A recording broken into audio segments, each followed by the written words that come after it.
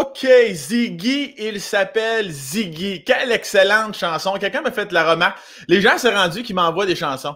Ils disent, ça fait longtemps qu'on l'a pas entendu. Ziggy s'appelle Ziggy. Moi, la première fois que j'ai entendu ça, je me suis dit, tabarnak, aussi bon qu'un reflux gastrique. Puis là, j'ai réalisé que c'était quand même Céline Dion, moi, je sais pas si c'est elle qui l'a écrit, mais en tout cas, moi, souvent popularisé, du moins. En fait, c'est pas elle qui l'a écrit, mais c'est elle qui l'a chanté, parce que Céline Dion, elle écrit rien. Quand t'as pas de talent, si t'écris pas tes chansons. Puis ça a été tellement repris par d'autres chanteurs, chanteuses. J'ai essayé de me convaincre. Ziggy, il s'appelle Ziggy, c'est un gars pas comme les autres. C'est surtout une chanson pas comme les autres, de la calice d'avant. Mais ça, c'est très personnel. C'est très personnel. Là, je te crache mon venin en plein visage. Toi, t'arrives là, tu dis, je vais aller prendre la petite marche, je vais me mettre avec son Sam dans mes oreilles. J'arrive là, si je te bardasse le neurone en me disant que c'est de la calice de dombe, Ziggy, il s'appelle Ziggy. Toi, tu l'aimes, Ziggy. Faut pas que tu sois insulté. Tu dis, moi, Sam, je l'aime, toi, tu ne l'aimes pas. C'est ça, la vie. Pas besoin de se chicaner. On n'est pas là pour polariser. On parle pas de sujets polarisants ici. On parle de calinours, de vaccins. Tabarnak. OK, alors, tu peux aller l'écouter. Si tu n'as aucune idée, c'est quoi? Ziggy, il s'appelle Ziggy, tu dois l'écouter. Tu vas savoir. Si tu es quelqu'un, tu te dis, moi, je suis souvent dans zone grise, j'ai de la misère à prendre des décisions. Quand tu entends Ziggy, il s'appelle Ziggy, rapidement, tu vas avoir une opinion de cette chanson-là. Puis ça me fait plaisir de te la faire découvrir ou de te la rappeler ou de ne pas te la rappeler. OK, alors, on est rendu à je ne sais plus combien de temps. On vient qu'on les compte plus. Maintenant, quand t'en as une calice de chier, tu ne comptes plus les podcasts, mais les invités sont toujours de belle qualité, de grande qualité, de quelque chose de durable et faisable, ce qui ne se fait plus beaucoup aujourd'hui. Et tant qu'à parler de qualité, on va parler de Martin Vachon. Ça, là, c'est rare, je dis ça, mais là, je vais le dire. Un gars que j'aime d'amour. On y va! Tout de suite! Madame, messieurs, bon podcast!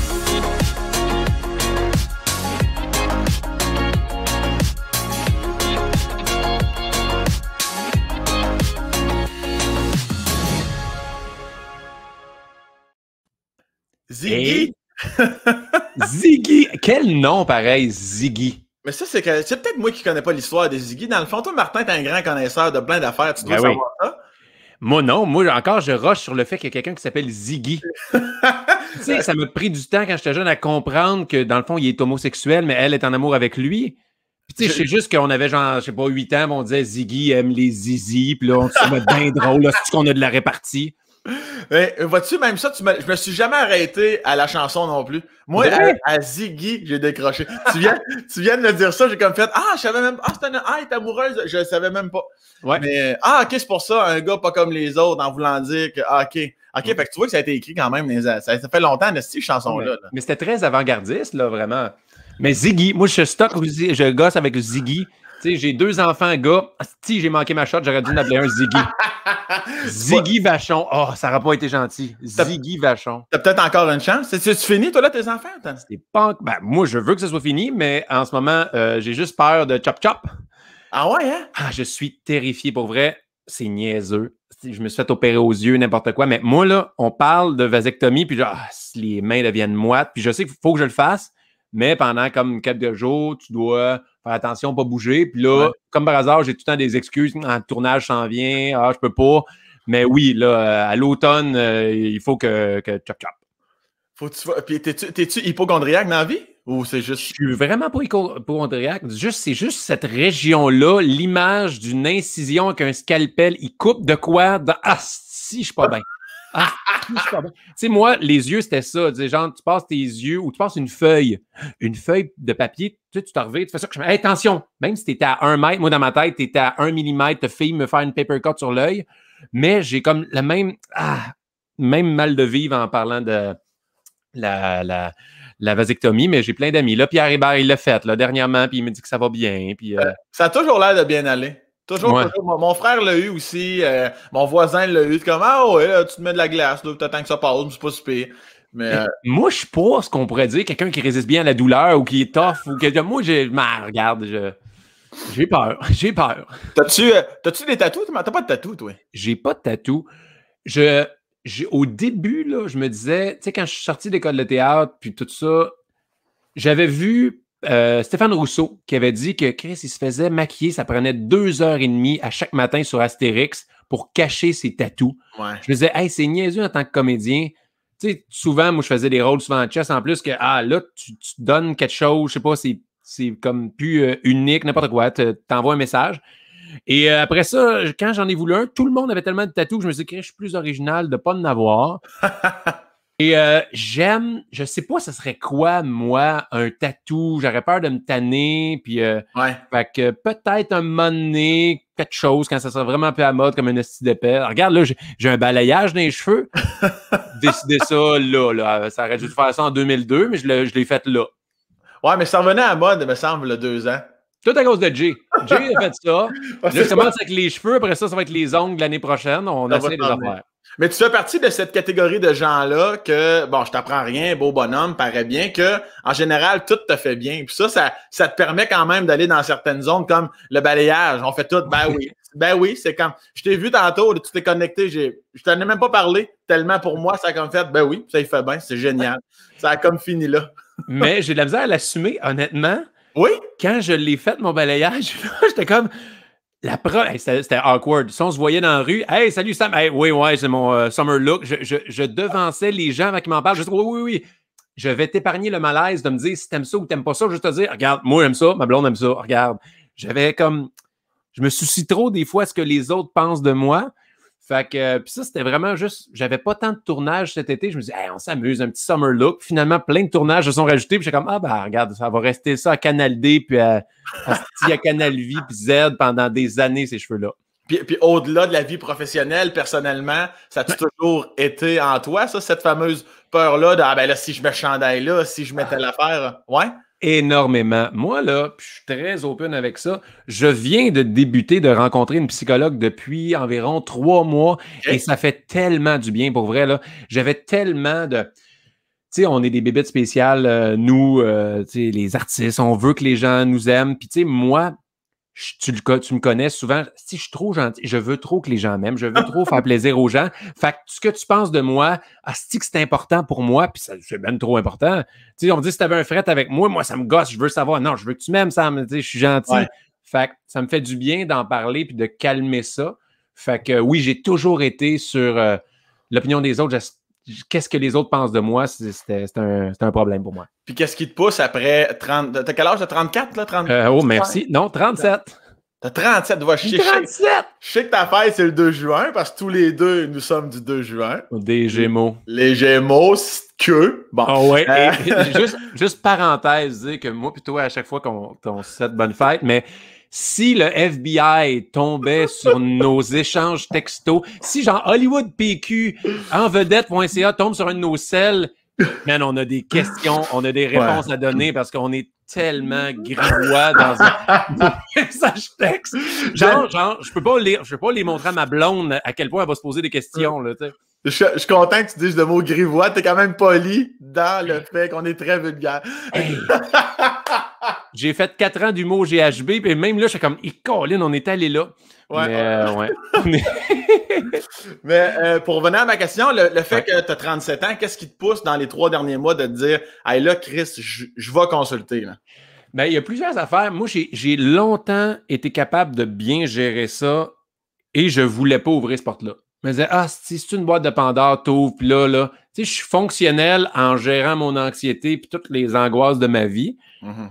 Et, tu sais, avec la pandémie, ça n'a pas été facile. Tu sais, toute notre perception de notre métier, qu'est-ce qui va se passer, tout ça. Moi, ma mère est morte pendant la pandémie. J'ai dû gérer ça. J'ai géré plein d'affaires personnelles. Et à un moment donné, j'ai senti que j'arrêtais plus de dire à tout le monde, à tous mes amis, à ma famille, tu devrais consulter, mon gars, tout le monde le fait, ça te ferait du bien. Je consultais pas moi-même. Mais pour vrai, je le savais à quel point tous mes amis le consultent. Puis j'étais comme, allez-y. Puis là, j'ai fait, il faudrait peut-être que je le fasse. Et ça a été la meilleure décision de ma vie, le meilleur cadeau que je me suis donné parce que ça règle rien au début, mais juste en parler, mettre des mots sur pourquoi je suis de même, pourquoi j'ai des fois des stress comme ça. On vit tellement un métier stressant, puis on est capable de performer avec l'angoisse. Puis moi, j'ai réalisé que quand je cherchais, il faut que c'est un bon match, là, tu dois trouver ta psychologue. Ouais. Puis quand j'ai vu sa description du genre, elle gérait beaucoup d'artistes, du monde qui travaille dans le milieu des médias, la scène, l'anxiété de performance, je vais te créer, c'est ça. Moi, je veux tout le temps être parfait. Et quand j'ai vu le mot perfectionnisme, j'ai fait ça a allumé de quoi en moi. J'ai fait, ah, si, c'est ça. Dans toutes les sphères de ma vie, je veux tout le temps faire des sans fautes dans mes relations interpersonnelles, dans mes performances, dans mon métier, dans ma vie. Je veux tout le temps être parfait. Pourquoi? Fait que là, on gratte un peu. On se rend compte que mon père me battu quand j'étais jeune. Et non, c'est vrai. Fait que non, c'est super intéressant. Puis j'aime vraiment ça. Puis à tous ceux qui nous écoutent, qui ont eu un doute depuis, j'ai pas le goût d'ouvrir ça. J'ai pas le goût. Tu sais, des fois, le monde a peur que quand tu commences à jouer là-dedans, ça va te scraper encore plus, puis tu vas être encore plus mélangé. C'est le contraire, c'est une libération. Donc, tous ceux qui nous écoutent en ce moment, là, qui hésitaient, allez-y. Ben, moi, ça fait tellement de gens qui me disent ça, puis, tu sais, moi, ça a tellement l'air le fun. Je considère pas que je me considère assez équilibré, je suis pas un gars anxieux, pas vraiment stressé, mais Chris, ça a tellement l'air le fun. Des fois, je me dis, tabarnak, peut-être bien que moi, c'est sûr qu'il y a des affaires, c'est sûr, mais je suis comme... Tout le monde est en train de me convaincre de Chris, dans le fond, ça peut pas faire de mal. Et puis parle-moi donc de ton processus de choix, parce que à force de me poser des questions, des fois je m'arrête, je suis comme Chris, comment on fait pour choisir un bon psychologue? Tu es connu aussi, le fait que je sais que le secret professionnel, tu t'étudies, Chris, elle va bien en parler avec ses chums de gars ou de filles après 2-3 coupes de vin un vendredi. T'as-tu pensé à ça? Oui, et il y a plusieurs affaires. Moi, première étape que j'ai faite, c'est demander à des amis de notre milieu, des collègues humoristes que je sais qui consultent. Je dis, hey, je voudrais commencer à avoir quelqu'un. As-tu quelqu'un à me référer? La personne avec qui tu fonctionnes, est-ce que c'est un bon match? Fait que là, moi, j'ai eu plein d'infos, plein de monde, de suggestions, puis ils me parlaient de leur approche, qu'est-ce qu'eux voulaient traiter avec eux. C'est un collègue qui me parlait de cette place-là qui traite beaucoup d'artistes, dans le fond. Fait que là, ils peuvent même gérer. Moi, j'ai un coup que j'ai décidé de faire, j'ai plus de gêne. Tu sais, je t'en parle après 3 mois, ça me dérange pas. Mais ils peuvent, si tu veux, gérer l'horaire pour que personne de l'UDA se croise dans le lobby. Tu sais, tu peux gérer des affaires comme ça. Et c'est vraiment comme du dating. Parce que les premiers que j'ai contactés, ils me disaient « Hey, on va faire une rencontre, si ça marche pas, il n'y a aucun problème, je peux même t'aider à trouver. Il faut que ça fit. » Et la première, ça a vraiment fonctionné. Puis c'était justement, il y en a qui sont spécialisés en je sais pas, anxiété, en angoisse, en dépression. Mais elle, c'était vraiment pour le monde, l'anxiété de performance, le perfectionnisme, et elle connaissait la réalité de notre métier parce que je voulais pas... Tu sais, c'est tellement bizarre ce qu'on vit, c'est tellement irréel des fois, que si tu connais pas un peu cet univers-là, ça fait en sorte que, OK, ils peuvent peut-être moins nous guider parce qu'ils n'ont pas la notion de ce que c'est. Je sais pas, c'est irréel des fois ce qu'on vit parce que on vit pas une vraie vie. On a tellement, tu sais, tu fais des shows, tu as tellement de doses d'amour à chaque soir. Tu rencontres du monde, tu dois être un peu, pas fake, mais tu sais, tu dois parler aux gens. T'as le Sam public, puis tu as le Sam personnel. Fait que tu sais, c'est complexe. Oui, mais tu ne vas pas perdre, entre guillemets, 3 séances à expliquer comment ça se passe, une première médiatique, exemple. Tu sais, exactement. Oui, je comprends. Puis tu vois déjà des changements. Est-ce que ta blonde t'en parle? Est-ce que... Oui. Mais ma blonde en parle. Ben oui, parce que j'en parle avec elle et elle ne consulte pas. Ben pour le moment, elle sent un peu comme toi, elle sent pas le besoin. Puis je parle des fois de mon processus, comment... OK, là, je suis stressé. Pourquoi je suis stressé? Puis de faire, tu sais, la recherche de qu'est-ce qui me stresse vraiment là-dedans. Fait que des fois, elle vivait des moments de stress, puis je faisais un peu l'exercice avec elle. Mais qu'est-ce qui te fait vraiment peur là-dedans? Ah, c'est ça. Mais pourquoi? Mais parce que ça, si ça arrive, ça arrive. Je fais comme, fait que là, on en parle ensemble, c'est vraiment le fun. C'est rassurant, je trouve. Et pour vrai, moi, j'ai toujours été fasciné là-dessus. Je pense que tu en avais déjà parlé de la psychologie sportive. Oui. Asti que moi, j'aime ça, comment que tout est une question de mental, de perception. Tu sais, tu vas être bon à un moment donné si tu te mets dans un monde mindset. Le mental va tellement tout changer. Ta vie, ta perception de ce que tu es heureux ou pas, là, c'est fascinant. Oui, puis c'est quelque chose que tu peux transposer aussi avec tes petits bonhommes, éventuellement, là, tu sais, de la façon... Quel âge qu'ils ont, là? Liam vient d'avoir 5 ans cette semaine et Maxence, il a 2 ans et demi. OK, parfait. Fait qu'ils ont encore du temps de grandir, mais c'est quand même des outils que tu mets dans tes bagages que le père va pouvoir utiliser éventuellement. J'imagine que tu dois déjà voir un peu leur espèce de psychologie, là, s'ils sont plus Martin, s'ils sont plus Catherine, s'ils sont plus... oui, ils sont vraiment un mix des deux, mais pour l'instant, je vais être honnête, je fais plus l'appliquer sur moi, sur ma manière de réagir à eux. Parce que des fois, je fais comme, pourquoi pourquoi j'ai réagirais de même? Pourquoi, tu sais, je sais pas comment ton père était, mais tu sais, moi, je viens d'une génération que le Hey, il vient vite en tabarnak. Hey, moi, des fois, je me dis, calme-toi, je suis vraiment, tu sais, je suis pas méchant avec mes enfants, mais je suis comme, hey, là, non, calme-toi, Martin. Pourquoi? Puis souvent, c'est le travail. Souvent, j'ai réalisé que j'ai de la misère, moi, à séparer la vie familiale et le travail parce que notre travail n'arrête jamais. Je peux toujours être en train de travailler, puis je voudrais toujours amener ma carrière à un autre niveau. Donc, je suis tout le temps en mode travail. Fait que des fois, faut que j'apprenne à laisser ça aller pour focusser et savourer le moment que je me donne avec mes enfants. T'sais. Y a-tu un ou des moments que tu t'es dit, ouais, cette fois-là, tu sais, des fois, tu fais des choses où tu dis de quoi, puis même si c'est réglé avec ton fils, tu y repenses souvent de faire, ouais, cette fois-là, tu calisses que j'ai vraiment pas été fier de moi. Là. Ah, souvent. Tu sais, le pire, c'était pendant le début de la pandémie, en mars 2020. Ouais. Les premiers mois que, hey, oublie ça, là, nous, on peut plus travailler. Qu'est-ce qui se passe? Et là, les garderies sont fermées. Tu sais, moi, je dis tout le temps, moi, la pandémie, ça se passe bien tant que les garderies restent ouvertes. Mais là, passé 90 jours, puis à l'époque, Maxence, il venait d'avoir 1 an. Fait que ça, c'est très tôt. Puis Liam avait 3 ans, genre. 3 ans et demi. Fait que là, c'était des âges qui ne pouvaient pas s'occuper tout seul. Fait que là, tu stresses sur ton avenir. Qu'est-ce que je vais faire de ma vie? Combien de temps? Qu'est-ce qui se passe? Et là, tu dois toujours jouer. Puis là, je me rappellerai toujours, Liam m'avait dit, papa, je sais que ça ne te tente plus de jouer, mais tu peux-tu jouer avec moi? J'étais comme, oh mon Dieu, il l'a senti. Wow. Que, tu sais, ma blonde, on se donnait comme à la lune, la lutte, on se donnait à la tape, là, OK, vas-y, mais j'étais comme, mon amour, c'est pas que je veux plus jouer, mais je suis pas supposé de jouer 8 heures par jour, 7 jours sur 7 jours sur 7 avec toi, avec des bonhommes.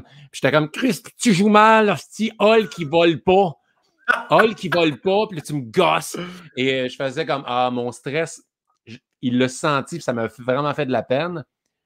Ou l'autre chose qu'il faut vraiment travailler fort là-dessus, des fois, je fais du chantage émotif à mes enfants. Puis je fais comme vraiment, Martin, t'es une merde. Genre, mais mon gars, là, il a une passe que c'est maman. Avant, je lisais des histoires le soir avant de se coucher. Et là, il veut plus. Non, je lis des histoires maman. Puis là, moi, je fais comme, j'étais un gros bébé Lala. Je fais, ouais, c'est ça. Laisse faire. Hein? Puis là, je fais comme, je boude, hostie. J'ai 37 ans, puis je boude parce que mon enfant veut pas que. Je fais comme, c'est ça. Mais c'est ça. Des fois, ça fait de la peine à papa, tu sauras. Puis je fais comme, ta gueule, Martin, il est juste un petit garçon à sa maman. Puis je fais comme, qu'est-ce que tu penses? Ah oui, je dis, des fois, c'était, Liam, comment tu trouverais ça si tu me disais, papa, un câlin? Non, Maxence, viens, un câlin, toi. Je peux pas dire ça à mes enfants. Il comprend pas ça, lui, c'est pas méchant, c'est juste, il veut sa maman. Puis je fais comme, t'es tellement bébé. C'est que c'est hot. Puis toi, quand t'étais enfant, on recule en Saint-Cyprien, on retombe dans les années 80. T'es pas enfant unique, toi? Non, j'ai un frère plus vieux de 4 ans. Puis comment ça se passait, mettons, là, justement, mettons, là, de 0 à 10 ans, là? Commençons, mettons, jusqu'à ta 6e année, comment ça se passait, la dynamique familiale? Moi, je comprends souvent notre famille, on était les Simpsons, hostie. Mon père, c'est un personnage haut en couleur, là, tu sais, c'est Homer Simpson, il est un peu épais, il s'assume, mais il est drôle, il est attachant dans ce côté-là. Ma mère, c'était Marge, tu sais, qui soucie tout le bien-être de ses enfants. Mon frère, Lisa, tu sais, mon frère, il est 4 ans de plus vieux, comme il est actuaire dans la vie. Mon frère, il a fini Maths 536 avec 99% de sommaire. C'est un génie. Puis moi, il a fait des jokes de pénis. Tu sais, genre. Fait que ça allait bien. Tu sais, mon frère, c'est ça, fait qu'il est 4 ans de plus vieux. Ouais. Tu sais, on pouvait se batailler. L'affaire que j'aimais de ça, c'est que tu peux te battre. Moi, j'étais à 100%. Donnais tout ce que j'ai. Lui, il est obligé de se retenir un peu, mais moi, si je me bats contre quelqu'un de plus fort, fait que c'était le fun. On faisait de la lutte sur le lit de mes parents. C'était vraiment une classique frère. Mais le 4 ans a fait en sorte qu'on était proches, mais on n'était peut-être pas si proches. On était proches quand on était plus jeune. Mais à un moment donné, quand il vieillit, lui, il veut se tenir plus avec ses amis, puis moi, je suis plus jeune. Fait que la dynamique, mais tu sais, vie de banlieue, l'été, on n'a pas jamais vraiment voyagé. Nous autres, c'était Balconville. On faisait... Tu sais, puis moi, ça m'a affecté. Je vois qu'avec mes enfants maintenant, ça me manquait faire plein d'activités en famille quand j'étais jeune. J'ai réalisé que, je sais pas si c'est une question d'une génération aussi. Il y avait de mes amis, ses parents faisaient plein d'affaires. Mais ben de mes amis, on jouait dans la rue au hockey, on jouait dans la rue, on jouait dans le parc. Fait que là, moi, avec mes enfants, je veux, on va tout faire la ronde, le parc safari, on va aller en voyage, je les amène en tournée. Moi, je veux qu'ils vivent plein d'affaires. Puis, je compense, on dirait, pour mon enfance. Puis, est-ce qu'il fait ça? Fait qu'à un moment donné, tu perds. Parce que 4 ans, comme tu dis, c'est juste assez à un moment donné pour que ça flippe. Puis que lui, comment? Lui, à un moment donné, il rentre au secondaire, puis tu es encore primaire, il te reste 2 ans à faire. À un moment donné, c'est ça. Vraiment pas l'affaire qui est le fun, par exemple, c'est que tu tombes plus vite sur les magazines cochons. C'est comme, oh yeah, il les a avant toi. Puis là, c'est comme, Colin. Je me rappelle que j'avais été dégoûté. Ça me fascine. Moi, OK, confession, que je dirais jamais ça à télé. La première fois que j'ai vu un vagin dans une revue de Madame tout nu, qu'est-ce que c'est? Tu sais, mais un vagin, c'est correct. Mais souvent, les magazines de Madame, tu sais, c'est all-in, ils s'écartent ça, puis à voix, tu es comme, tabarnak, c'est quoi ça? Me rappelle, j'avais été traumatisé par ça. Ouais. Je sais pas pourquoi ça vient de popper là, puis j'ai jamais dit ça à personne. Faudrait que j'en parle à ma psy, je vais juste prendre une note. Et ça explique bien les affaires. OK. Un choc sur le premier vagin que j'ai vu, bien écarté. Puis elle, de dropper son pantalon, ben regarde. Là. Tu peux m'appeler maman. T'es morte ta mère, là, compense, appelle-moi maman. Ça, d'ailleurs, écoute, là, on va faire un lien. Vagin et ta mère décédée, ça se passe là, on le vit. Oui, regarde, on peut. Parce que, pas comment ça se passe, j'en connais la réponse, esti, mais t'en veux-tu des fois, tu sais, des fois la vie, là, il n'y a rien qui arrive pas, rien. Des fois, la vie, elle nous envoie 3-4 saloperies dans pleine face. Il y a un moment donné où t'es comme, tu regardes un peu au ciel, puis t'es comme, là, slack un peu, t'as lisse, parce que, tu sais, la pandémie, les enfants qui sont là, il n'y a pas de travail, ta mère qui sent. Ta mère qui décède, ça, comment tu l'as vécu, ça? Mais en 2 parties, je veux dire, c'était tellement étrange, la pandémie. Tu sais, nous autres, elle est morte le 4 avril, donc c'est dans le pic de la paranoïa, là. Moi, je te dis, les funérailles de ma mère, c'était moi, mon frère, mon père. Ma femme et mes enfants ne pouvaient pas venir au cimetière pour nous accueillir, pour nous aider là-dedans. Tu sais, c'était fucked up, ça. Fait que c'est un monde... C'était tellement weird quand j'ai eu l'appel pour aller à la maison. Il était 1h du matin. Et puis ça, je peux en raconter. Vas-y. C'était ma deuxième guerre des clowns. On venait de faire la première fois qu'on a joué à Loup-garou. Ça avait marché, ça avait été tellement le fun. Ça m'a fait un sentiment de liberté. Ouais, vas-y. Je vais juste faire une parenthèse, la guerre des clowns qui était un espèce de live de jeu que tu faisais durant la pandémie comme bien des gens, puis toi c'était à ta façon, tu faisais des jeux avec des artistes juste pour mettre les gens en contexte qui n'avaient pas allumé. Continue. Exactement, on jouait des jeux de société en Facebook Live et là ça avait super bien été et ça faisait comme ça avait libéré sur plein d'aspects. Ça a bien marché le live. J'avais enfin trouvé de quoi, tu sais, au début dans l'angoisse de tous les humoristes. Il faut que je trouve ma voix, ma niche, qu'est-ce que je peux faire? Puis là, ça avait vraiment, vraiment levé, ça, la guerre des clowns là. Ouais. Puis là, pour la première fois, ma blonde s'en a couché, j'ai dit, hey, je jouais avec des humoristes Simon Delille, puis je me souviens François de Corbin de RDS, on jouait à NHL. Puis là, je prenais une bière, puis j'ai dit, hey, je vais en prendre un autre. Puis j'ai dit à ma blonde quand je suis monté, j'ai fait, pour la première fois de ma vie, je me sens comme la vie est normale. Je suis en train de jaser avec mes chums, je prends une bière, je suis heureux. C'est vraiment, je me rappelle d'avoir dit ça.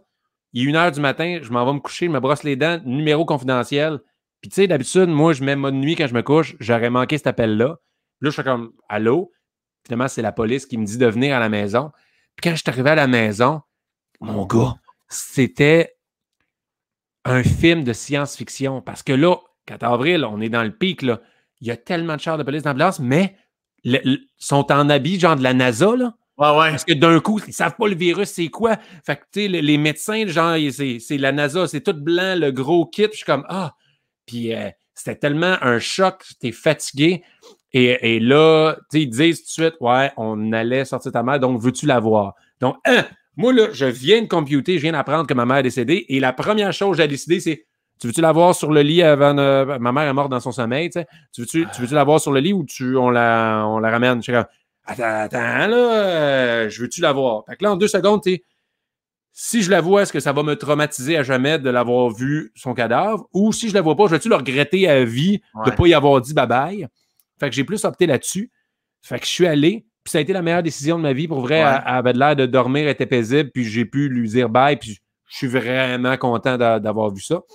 D'avoir vu ça. Je suis pas content. Yes! Bravo! Asti! Bravo! Hey, bucket list, voir ma main morte. Yes! Que j'avais hâte, la paix, quand c'est ton tour. Et, non, mais je suis content d'avoir fait. Mais là, t'as plus, je t'interromps une seconde. Tabarnak, j'essaie d'imaginer. Quand tu passes la porte, t'arrives là, ça doit être serein que le Christ, là, quelqu'un qui est là, mais qui n'est plus là, ça doit être.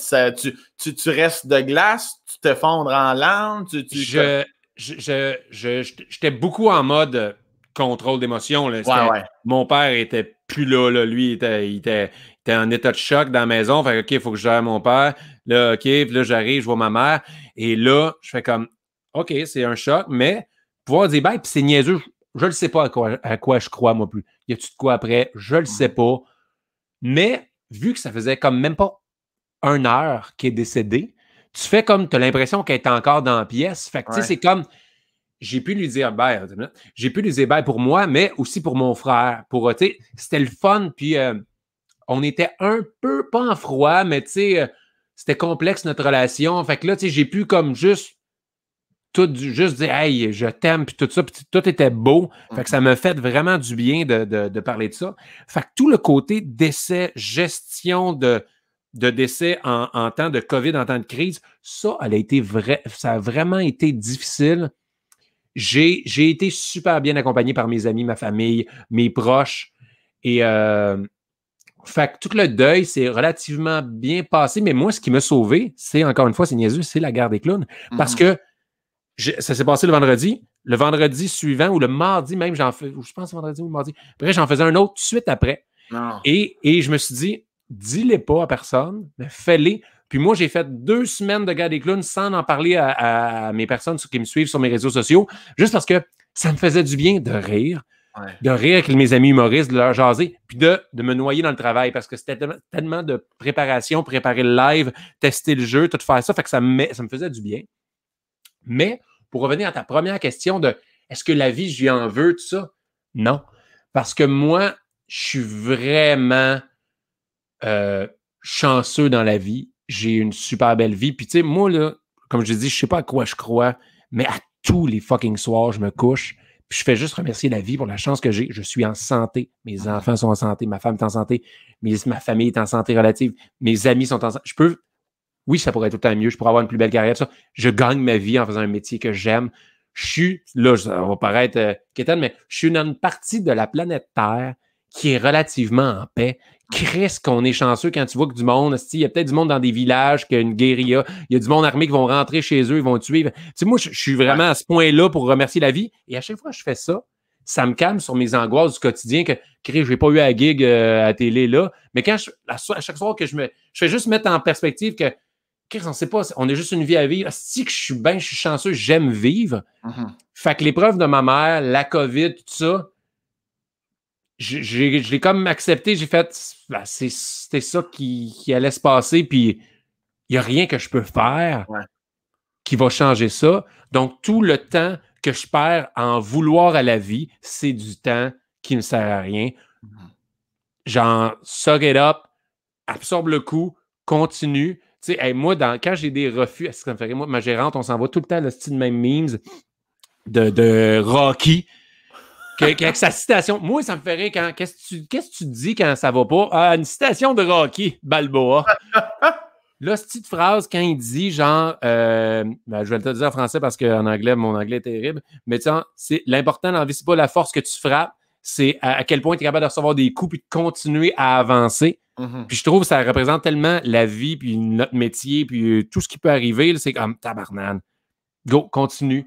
Fait que ça, c'est un peu ce qui s'est passé avec ma mère. Hey, on est tombé deep. D'habitude, tes podcasts, c'est plus drôle, hein? Mais là, je suis OK. Non. Moi, je dis de la merde au début, mais après ça, on est deep entre guillemets. Non, mais je trouve ça super intéressant. Puis, t'es pas obligé d'y aller si tu veux pas, mais tu disais que t'es un peu en froid, là. J'avais l'impression que ta relation avec ta mère était peut-être effritée dans les derniers temps, années, je sais pas quoi. Qu'est-ce qui t'a mené à ça? Qu'est-ce qui a fait en sorte que tu t'es comme éloigné, je sais pas trop? Je peux pas tant rentrer dans les détails, pas trop. mais disons que mes parents étaient peut-être pas heureux, puis tu sais, je pouvais un moment donné, tu peux pas aider du monde qui ne veut pas s'aider. Ouais. Parce que si tu essaies de les aider, puis ça ne fonctionne pas, à un moment donné, c'est moi que ça m'épuisait, puis que je fais comme, hey, je peux pas plus vous aider que ça, puis je vous souhaite le meilleur du monde, mais vous êtes en train de... Moi, ça affecte moi, puis ça affectait ma famille, ma relation avec mes enfants, parce que c'était tellement gros. Puis, tu sais, un jour, j'en parlerai publiquement de ça. J'attends juste que mon père, tu sais, attends qu'il meure. Quand il va mourir, deuxième jour, statut Facebook, le secret de mes parents. Ça t'a-tu, à l'inverse, je tourne ma question de bord, je la flippe de côté. C'est-tu un événement qui t'a rapproché de ton père, ton frère, de cette mortalité-là? Est-ce que ça... Au contraire, ça n'a rien causé. Ben c'est sûr que oui. C'est sûr que oui au début. Puis on a take over. Là. Mon père n'était pas en état de gérer le deuil puis gérer toute la paperasse parce que ça, c'est niaiseux. Et là, encore un petit conseil à tous ceux qui nous écoutent. Asti, gérez bien vos affaires de mort, de testament, c'est compliqué. Une chance, mon frère, il est brillant dans ces affaires-là. C'est tout lui qui a géré assurance, testament, notaire. C'est fucking complexe. Fait que si jamais vous voulez faire un beau cadeau à votre famille, là, gérez donc bien ça pour que ça soit facile, un clé en main. Là, tu dois trouver des papiers c'est compliqué. Ça a être fucked up être en tabarnak après quelqu'un de mort parce que il y a quelque chose de mindfuck. Hein? Ben moi, quand quelqu'un de mort, c'est le monde, tu sais, t'entends tout le temps des histoires rocambolesques de monde archi-riche qui donnent leur fortune à leur chat. Puis là, t'es comme son enfant, t'es pas chier, pas voir, tu m'as pas donné tes millions, tu l'as donné, asti. À Grisou. Ouais, c'est à Grisou. Ouais, c'est ça, j'avoue, ça doit pas être sain. Tu sais, moi, j'essaie d'envie de pas avoir de froid avec personne pour justement ça.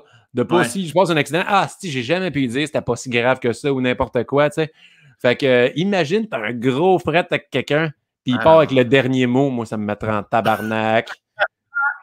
Est-ce qu'avec le recul, si la vie te permettait de reculer d'une semaine sans éviter le décès de ta mère, tu changerais de quoi? Ou la relation que tu avais avec ça aurait... OK, c'est ça. Ça ne va rien faire. C'était sur 10 ans, c'est sur 20 ans. Là, c'est vraiment... Fait que, tu sais, mon père, oui, ça me rapprochait au début. On s'en est occupé puis on a essayé de l'aider. Et là, mon père, c'est sûr, c'est tough quand tu es un monsieur de cette génération-là. Tu sais, justement, quand je disais, tu devrais consulter. Tu sais, ça te ferait du bien d'un deuil. Là, il vit difficilement quand même son deuil. Là, ça faisait quoi, 30, ça faisait 40 ans qu'il était avec elle. Là, fait que c'est sûr que ça, c'est plus touché. Mais monsieur, c'est quoi la question? Ben, c'est touché parce que non seulement cette génération-là fait longtemps qu'ils sont avec leur femme et vice-versa, mais c'est surtout que la femme, comme à bien des niveaux, si les femmes exceptionnelles qu'elles sont, font la nourriture, des fois, ces hommes-là, complètement... T'as le deuil, puis là, tu catches qu'il faut que tu laves ton linge. T'es même pas capable de faire des nouilles. Je sais pas si ça frappe ton père à ce niveau-là aussi, mais... Exactement. Elle va te dire, il en mange en hostie du resto là, depuis 1 an et demi. Là. Oui, puis des repas congelés, puis il est difficile dans la bouffe. Fait que il se fait à manger, mais pas tant. Mais ça, là, cet aspect-là, ça me fait tellement rire. Des fois, on dit, on devient un peu nos parents, puis on cherche chez notre femme, notre blonde, notre mère, puis ainsi. Mais Chris, j'ai réalisé que j'ai un peu cette dynamique-là des années 80 avec ma blonde, là. Puis tu sais, ça s'est pas fait... Moi, je cuisinais avant, mais ma blonde a fait tous les repas, elle fait le lavage, elle s'occupe... Tu sais, on dirait qu'elle s'occupe de toutes les tâches qu'une femme des années 80 faisait ou 90. Tu sais, mais ça a été pas imposé, ça a été... Ben, elle est bonne, elle aime ça, faire ça. OK, je fais la vaisselle un peu, mais tu sais, elle fait plus le lavage, puis tu sais, elle s'occupe vraiment de tout. Et moi, je suis l'artiste tourmenté qui doit travailler, puis tu sais, OK, qui est le pourvoyeur de la maison, puis mais c'est drôle de réaliser que je suis vraiment un vieux monsieur des années 80. Mais si c'est ça, des fois, la dynamique amène à ça, mais c'est comme accepter des deux côtés. C'est juste que dans le temps, c'était ça. Tu as des projets, la femme, on s'en calisse, tu restes dans la cuisine. Mais tu comprends maintenant, si ta blonde, je sais qu'elle voudrait, mettons, changer de cap, je sais qu'il y aurait adaptation des deux côtés. Là, c'est vraiment là, la petite différence. Exactement, c'est vrai, je n'y impose rien. Là, puis... ben, en tout cas, pas en ce moment quand on enregistre. Non. Dis, en tout cas, ça, c'est une autre histoire. Mais... Le « hey », il vient souvent avec elle aussi. « Hey ». On la salue, la belle Catherine, on l'aime assez. Puis est-ce que avais-tu beaucoup de pression parentale quand tu étais jeune, primaire, secondaire, les sports, les études? C'était-tu important chez les vachons de « Hey, let's go, Chris », là? Ah, pas tant. Mon Non? frère l'a eu tellement. Mon Ah frère, oui? moi, le deuxième, souvent, sont tout le temps plus chanceux, les enfants, là. Mon frère, il a été drillé, mon gars, il se couchait tôt à telle heure, puis tu sais, puis aussi son comportement, sûrement qu'il avait des aptitudes. Il était plus intellectuel anyway, mais il a vraiment été studieux, école, tu sais, chimie physique, maths 536, tu sais, il a été drillé là, puis moi, je sais que mon frère, ça le faisait chier parce que 4 ans, c'est quand même 2 manières d'éduquer. Tu sais, Ouais. après 4 ans plus tard, tu fais, ben ouais, il peut se coucher à 8h30, même s'il a genre, je sais pas, moi, 2, 3 ans. C'est pas grave, là, tu sais. Fait qu'il était jaloux de, hey, moi, j'étais vraiment, tu sais, il l'a eu plus difficile que moi. Fait que, mes parents n'ont jamais été, ils nous ont offert un très beau cadeau, puis ça, je vais toujours leur remercier. Ils nous ont offert l'école privée au secondaire. Puis ça, je trouve que ça a vraiment changé de quoi dans ma vie. Ouais? Je trouve là, c'était l'école secondaire Marcelin-Champagnat, une école de valeurs, des valeurs pour toute la vie. Je me rappelle encore du slogan. Mais j'ai jamais vu un prof abandonné sur un élève. Puis moi, je trouvais que c'était... Puis, tu sais, les uniformes... Puis, je pense pour ça aussi que j'ai quelque chose maintenant pour les jupes de collégienne. Mais mon éveil sexuel est parti avec ça. Sans joke, j'en ai acheté une à ma blonde. Ouais, l'école privée, ça m'a vraiment... J'ai aimé ça. Tout le monde, c'était comme une famille. Oui, il y avait des gangs plus cool que d'autres, mais tout le monde, il y avait un plus grand respect que certaines histoires que j'entendais de mes amis à l'école publique. Ouais. Que non, tout le monde se connaît un peu. C'est comme une famille qui grandit ensemble. On est 130 à travers les 5 années. Fait que ça, l'étude, ils m'ont toujours dit c'est important, il faut que je fasse attention. Mais non, j'ai jamais eu de pression, puis ils ont toujours été 100% supporters. Mon père, il faisait la musique aussi, il travaillait pour le Canadien Pacifique, mais il était musicien. Fait que le fait que j'ai vite embrassé, en secondaire 3, j'ai fait mes premiers shows, il aimait ça. Puis, il faisait ma technique, il amenait les haut-parleurs quand je faisais des spectacles. C'est de merde. Ma mère travaillait pour un centre de personnes âgées. Et ma mère dit, viens faire un petit spectacle d'humour ou de danse. Je me rappellerai toujours. En plus, c'est un centre gériatrique là, pour les mondes pas autonomes. Là, sont là. Puis moi, je me souviens d'avoir, genre, je sais pas quel âge, mais je fais du Steph Curry, j'ai un chapeau de cowboy, je fais le Hickey Breaky Dance devant eux autres. Je fais Michael Jackson. Puis je sais juste, ça, fait que je fais juste faire n'importe quoi. Je dansais comme Normand Brathwaite dans Beau et Chaud pour eux autres. À un moment donné, j'étais allé faire des imitations. Fait que mon père, lui, il aimait ça, jouer de la musique, il venait avec moi. Fait qu'il m'a toujours encouragé là-dessus. Et, tu sais, c'est rare. Tu sais, je pense que je suis quelqu'un qui essaie de vraiment d'être humble et je pense dans l'approche aux gens, je veux jamais me prendre pour un autre. Je pense qu'il y a un conseil de mon père que je viens de réaliser là, que ça m'a toujours marqué. J'avais fait un concours d'humour, secondaire 5, cégep, tu sais, genre dans ces eaux-là. Puis, je m'avais présenté moi-même en coulisses. Et là, pour la première fois, j'ai comme fait « Veuillez accueillir comme l'homme aux 1001 voix, Martin Vachon », tu sais. Et là, mon père avait trouvé, puis je me rappelle, je pense qu'il y avait les appendices qu'il avait fait, il venait de Saint-Jean, il faisait un show, puis mon père m'a dit « Martin, attention, la première fois, je t'ai pas trouvé, j'étais comme fraîchier, je sais pas, j'avais gagné des concours avant, puis là, le succès m'avait monté à la tête, puis il me dit « Reste toujours humble dans ce que tu fais ». Puis j'avais réalisé que, ah ouais, j'avoue que j'étais un fraîchier. Là, j'étais fraîchier. Ah oui, hein? Ah oui, puis là, ça m'a marqué. Puis mon père comme ça, moi je suis comme ça, mais ça me... J'ai fait plus jamais, j'essaye tout le temps d'être, hey, je veux vraiment pas paraître fraîchier. Puis c'est peut-être pour ça qu'on parlait tantôt de ce que les autres pensent de moi avec mon look. Moi, ça me gossait quand j'avais 20-21 ans. J'avais des mèches, on va dire. Moi, j'ai déjà eu des mèches.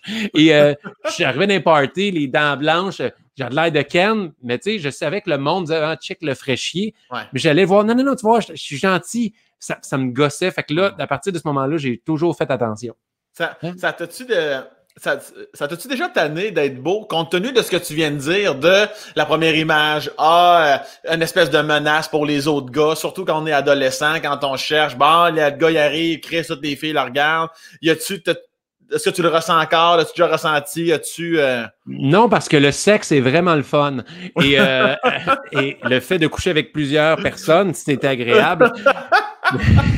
mais non, mais moi, j'ai pas été... Tu sais, je parais bien, mais au secondaire, je paraissais pas si bien que ça. J'étais pas le beau gars, j'étais pas le gars le plus populaire. Là. Non, je devais pas être laid, mais je sais pas pourquoi. C'est comme à l'école de théâtre que je suis comme réalisé que, paraît bien, moi. Moi, ça m'a changé ma vie. Tu sais, je suis né à Saint-Jean, j'ai allé au Frère Maurice à l'école secondaire. Puis quand j'ai quitté le secondaire 5, j'ai tout de suite été catapulté à l'école de théâtre. J'avais 17 ans, je venais d'avoir 17 ans, j'avais jamais fait de craft dinner de ma vie. Et là, j'étais en appartement, en chambre. Et ça, mon gars, il me donne, genre, au début, quand tu es à l'école de théâtre, tu fais tes cours de base. Fait que là, je faisais mes cours français, philo, tout ça. Puis j'avais un cours de théâtre par semaine. Donc, mon horaire était assez lousse. J'avais vendredi et lundi de congé à chaque semaine. Non. L'équation parfaite. Un jeune de 17 ans qui habite pour la première fois plus chez eux, fume un peu de pot, party. Hey, je l'ai échappé la première année de l'école de théâtre, là, mon gars, là, je l'ai échappé. Juste avant que tu poursuives sur le fait que les années que tu as pogné le sida, le fait, là, tu dis que tu as été catapulté à 17 ans, c'est parce que, parce que, me semble, les écoles de théâtre, de ce qu'on entend, c'est toujours difficile de rentrer là, c'est long, t'étais déjà pressenti, t'as juste passé, comment ça s'est passé? Qu'est-ce qui fait en sorte que tu te rends là de même? Si qu'on a du fun, on va avoir du fun.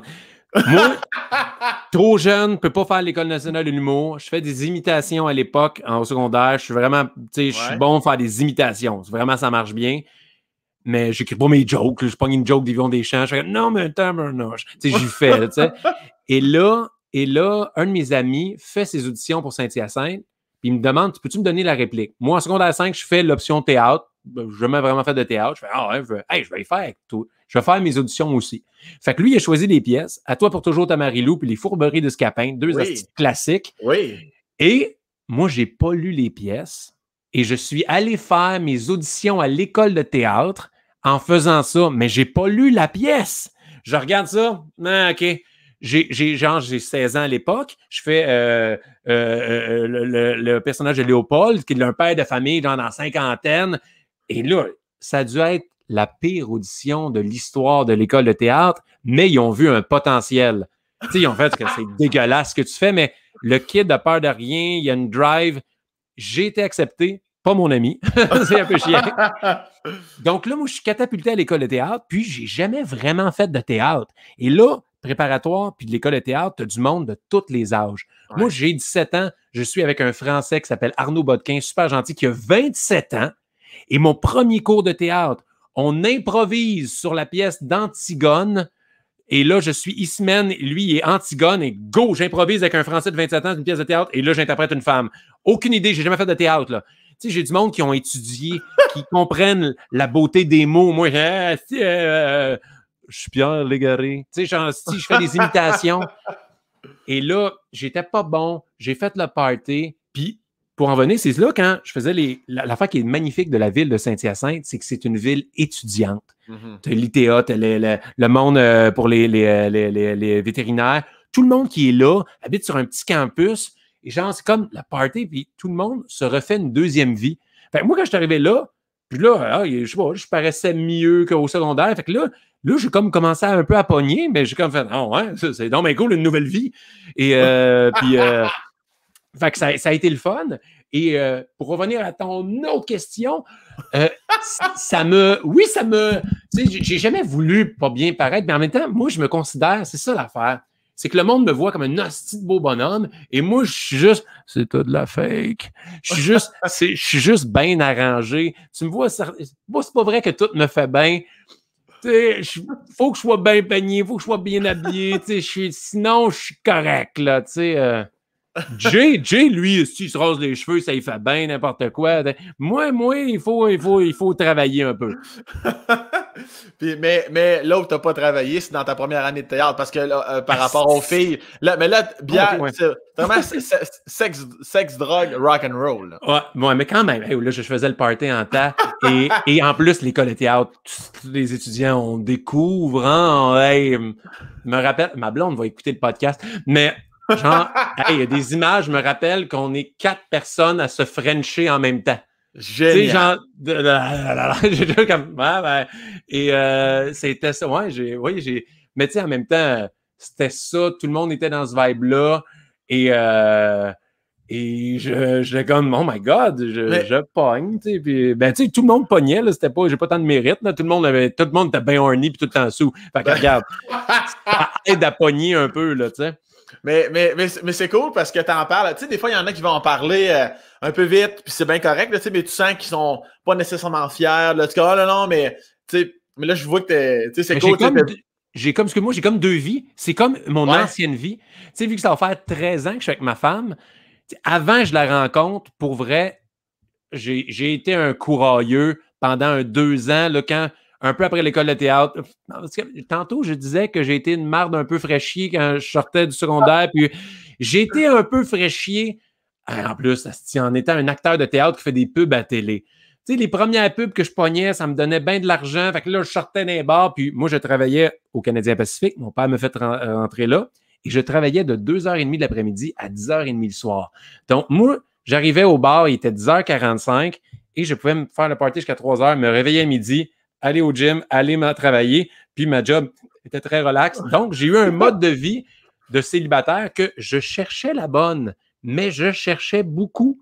Fait que, tu sais, des fois, mes amis me parlent de cette époque-là, je suis comme, oh, ouais, hein? C'est un autre Martin. Pour vrai, là, Sam, c'est un autre vie, c'est un autre Martin. Puis, ça fait 13 ans que j'étais avec Catherine, je suis comme, ah ouais, c'est vrai. J'ai déjà été célibataire. Ah ouais, ben oui, j'ai fait ça. Ah oui.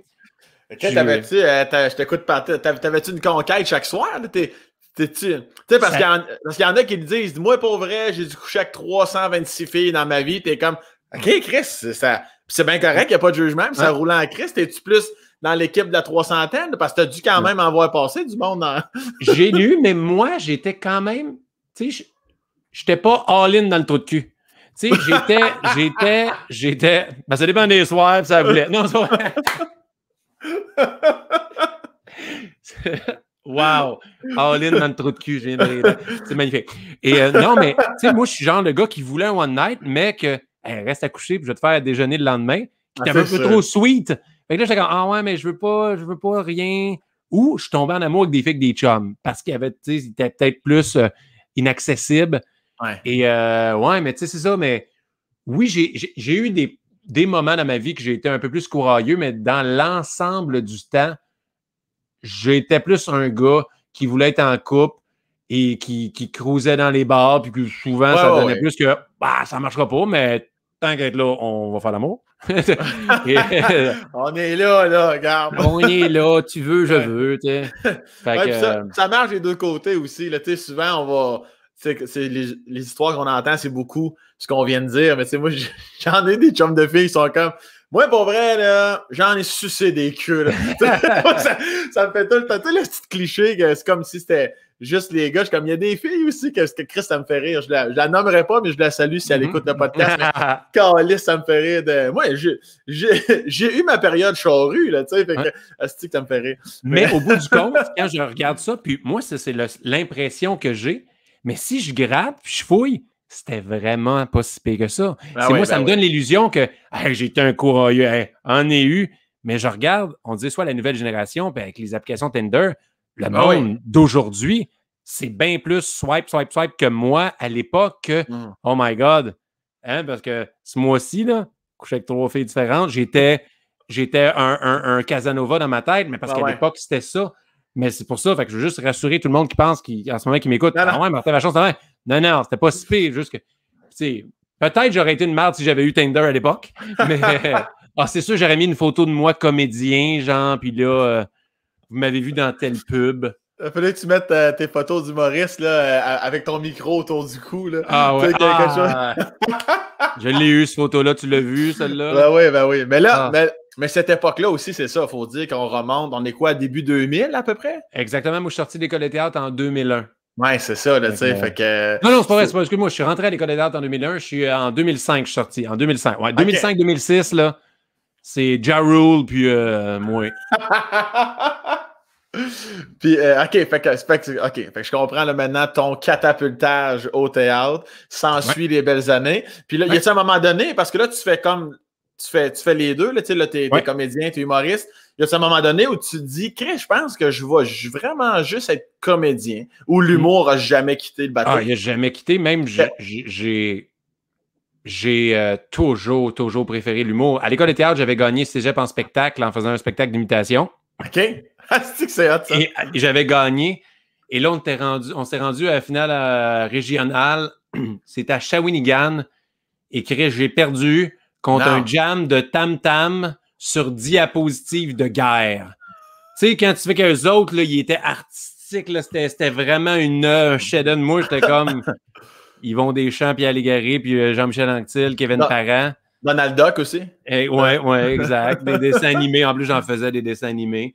Puis là, après l'école de théâtre, c'est là que le Pub Rosemont est rentré en ligne de compte. Puis là, j'ai essayé de faire du stand-up. Puis tu sais, encore aujourd'hui, j'aime jouer. C'est devenu plus un passe-temps. Ça a été une priorité dans ma vie à une époque. Mais tu sais, c'est l'humour que j'aime parce que j'ai réalisé qu'est-ce qui me rend heureux, c'est être sur une scène, faire rire les gens. C'est là que je suis moi-même, j'ai du fun. Et j'en parlais tantôt de mon anxiété de performance. Hey, moi, il y a des tournages, je me rappelle, là, pendant la galère, là, je pleurais dans les loges. Hein? Je pleurais dans les loges, mon gars, parce que je me trouvais pas assez bon. J'entendais de la manière que j'aurais aimé dire la réplique. J'étais pas capable d'être authentique, d'être... j'étais comme, me trouvais pas bon. J'étais comme, fuck, ça me rendait malheureux. Moi, je suis très dur, je suis très perfectionniste avec moi-même. Je veux performer tout le temps. Et quand, c'est ça, je pleurais, là, je me rappelle, puis une fois, une note, comment qu'elle s'appelle? J'ai un blanc, la réalisatrice de La Galère, Sophie Lorrain. Sophie Lorrain, mon gars, j'avais un bébé dans les mains, il fallait que je marche, je fasse un double take, puis je regarde Brigitte Lafleur qui est en train de faire un cours de Zumba. Et là, tu sais, quand tu commences à faire de la télé, il est tellement technique, c'est tellement compliqué, puis t'es nerveux, que je n'étais pas capable de faire un double take. T'es pas capable de pogner mon bébé, de juste faire comme, hey! Ça faisait genre... J'étais tellement gros dans mon jeu. Puis là, tu sais, des fois, ça va vite. Puis je me rappelle une fois, elle dit, oh, Martin, Caroline, elle me le fait. Puis là, ça fait comme, là, ça spin. Ah non, elle l'a fait. Sophie Lorrain m'a montré comment jouer. Si que je suis pas bon. C'est terrible quand le réalisateur te dit comment le faire. Et là, là, moi, ça spin dans ma tête. Puis ouais. Puis tu sais, moi, j'ai souvent été comme ça. Je me trouvais pas bon. Même des années, des fois, dans Mémoire vive, je me trouvais pas bon. Puis je voyais le résultat. Je fais, OK, ça paraît pas que... Moi, des scènes, une fois, je me rappelle, avec Gilles Renaud, puis d'autres mondes. Il y a des scènes, t'es dedans, puis ça va bien, puis d'autres scènes, tabarnak, je pense, est-ce que je vais manger à soir? Puis tu sais, je parle moins dans cette scène-là, on est dans le bureau, puis là, je fais comme, tabarnak, Martin, t'écoutes plus, là. OK, écoute, là, les partenaires, là, écoute. Et j'ai vu cette scène-là à la télé, je me disais, tabarnak. J'ai de l'air, genre, angoissé, tourmenté. Je pense à autre chose, mais Chris, je pense littéralement à autre chose là, en ce moment. Et ça marchait, tu sais, des fois, la télé, c'est juste des previews, tu sais.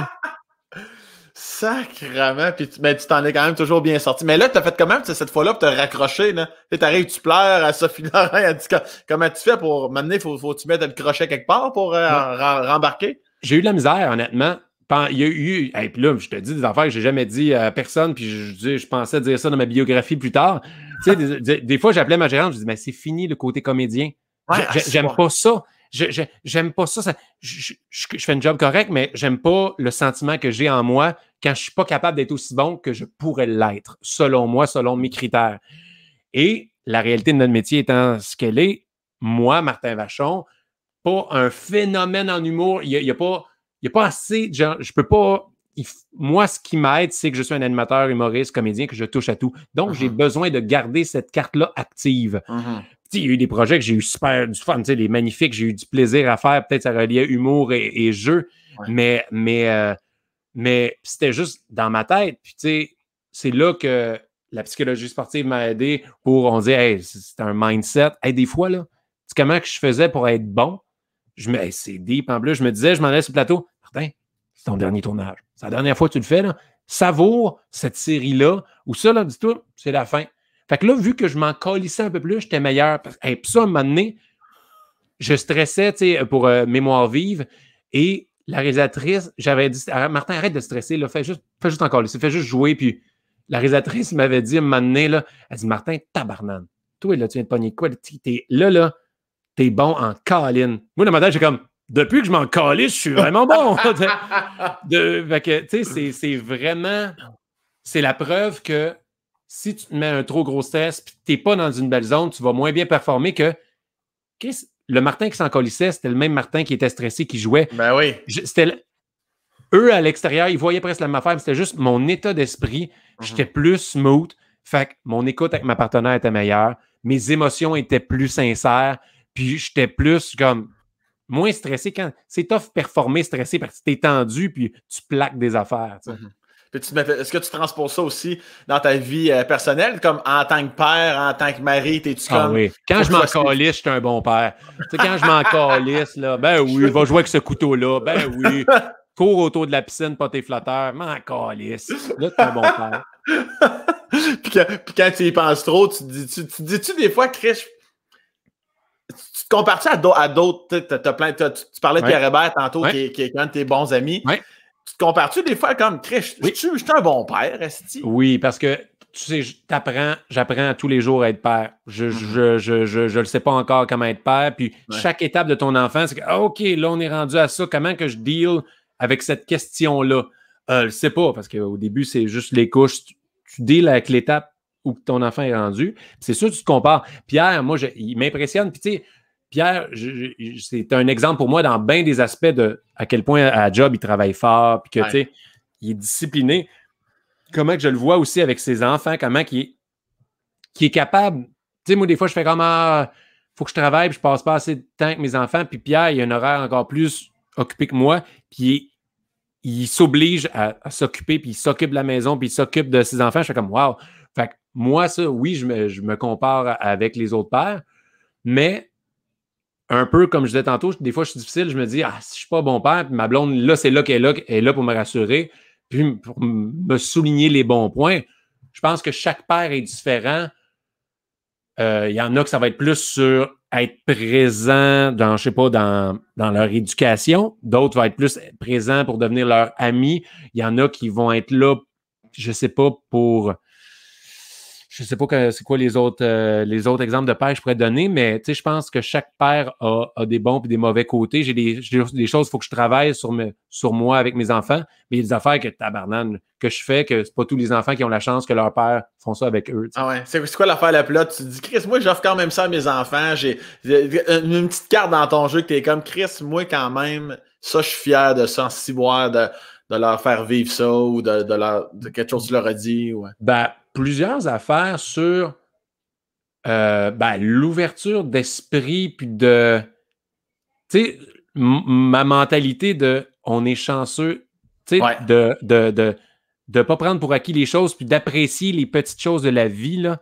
Tu sais, mon enfant va dire je suis content qu'on soit ici en train de faire ça. Tu sais, il apprécie les choses. Il les prend pas pour acquises. Et ça, je trouve ça m'impressionne pour un enfant de 4-5 ans. Ouais. Et tu sais, il vit des expériences aussi en l'amenant sur des plateaux de tournage, voir des spectacles, il voyage, voit des villes, il vient d'un loge, il rencontre des gens.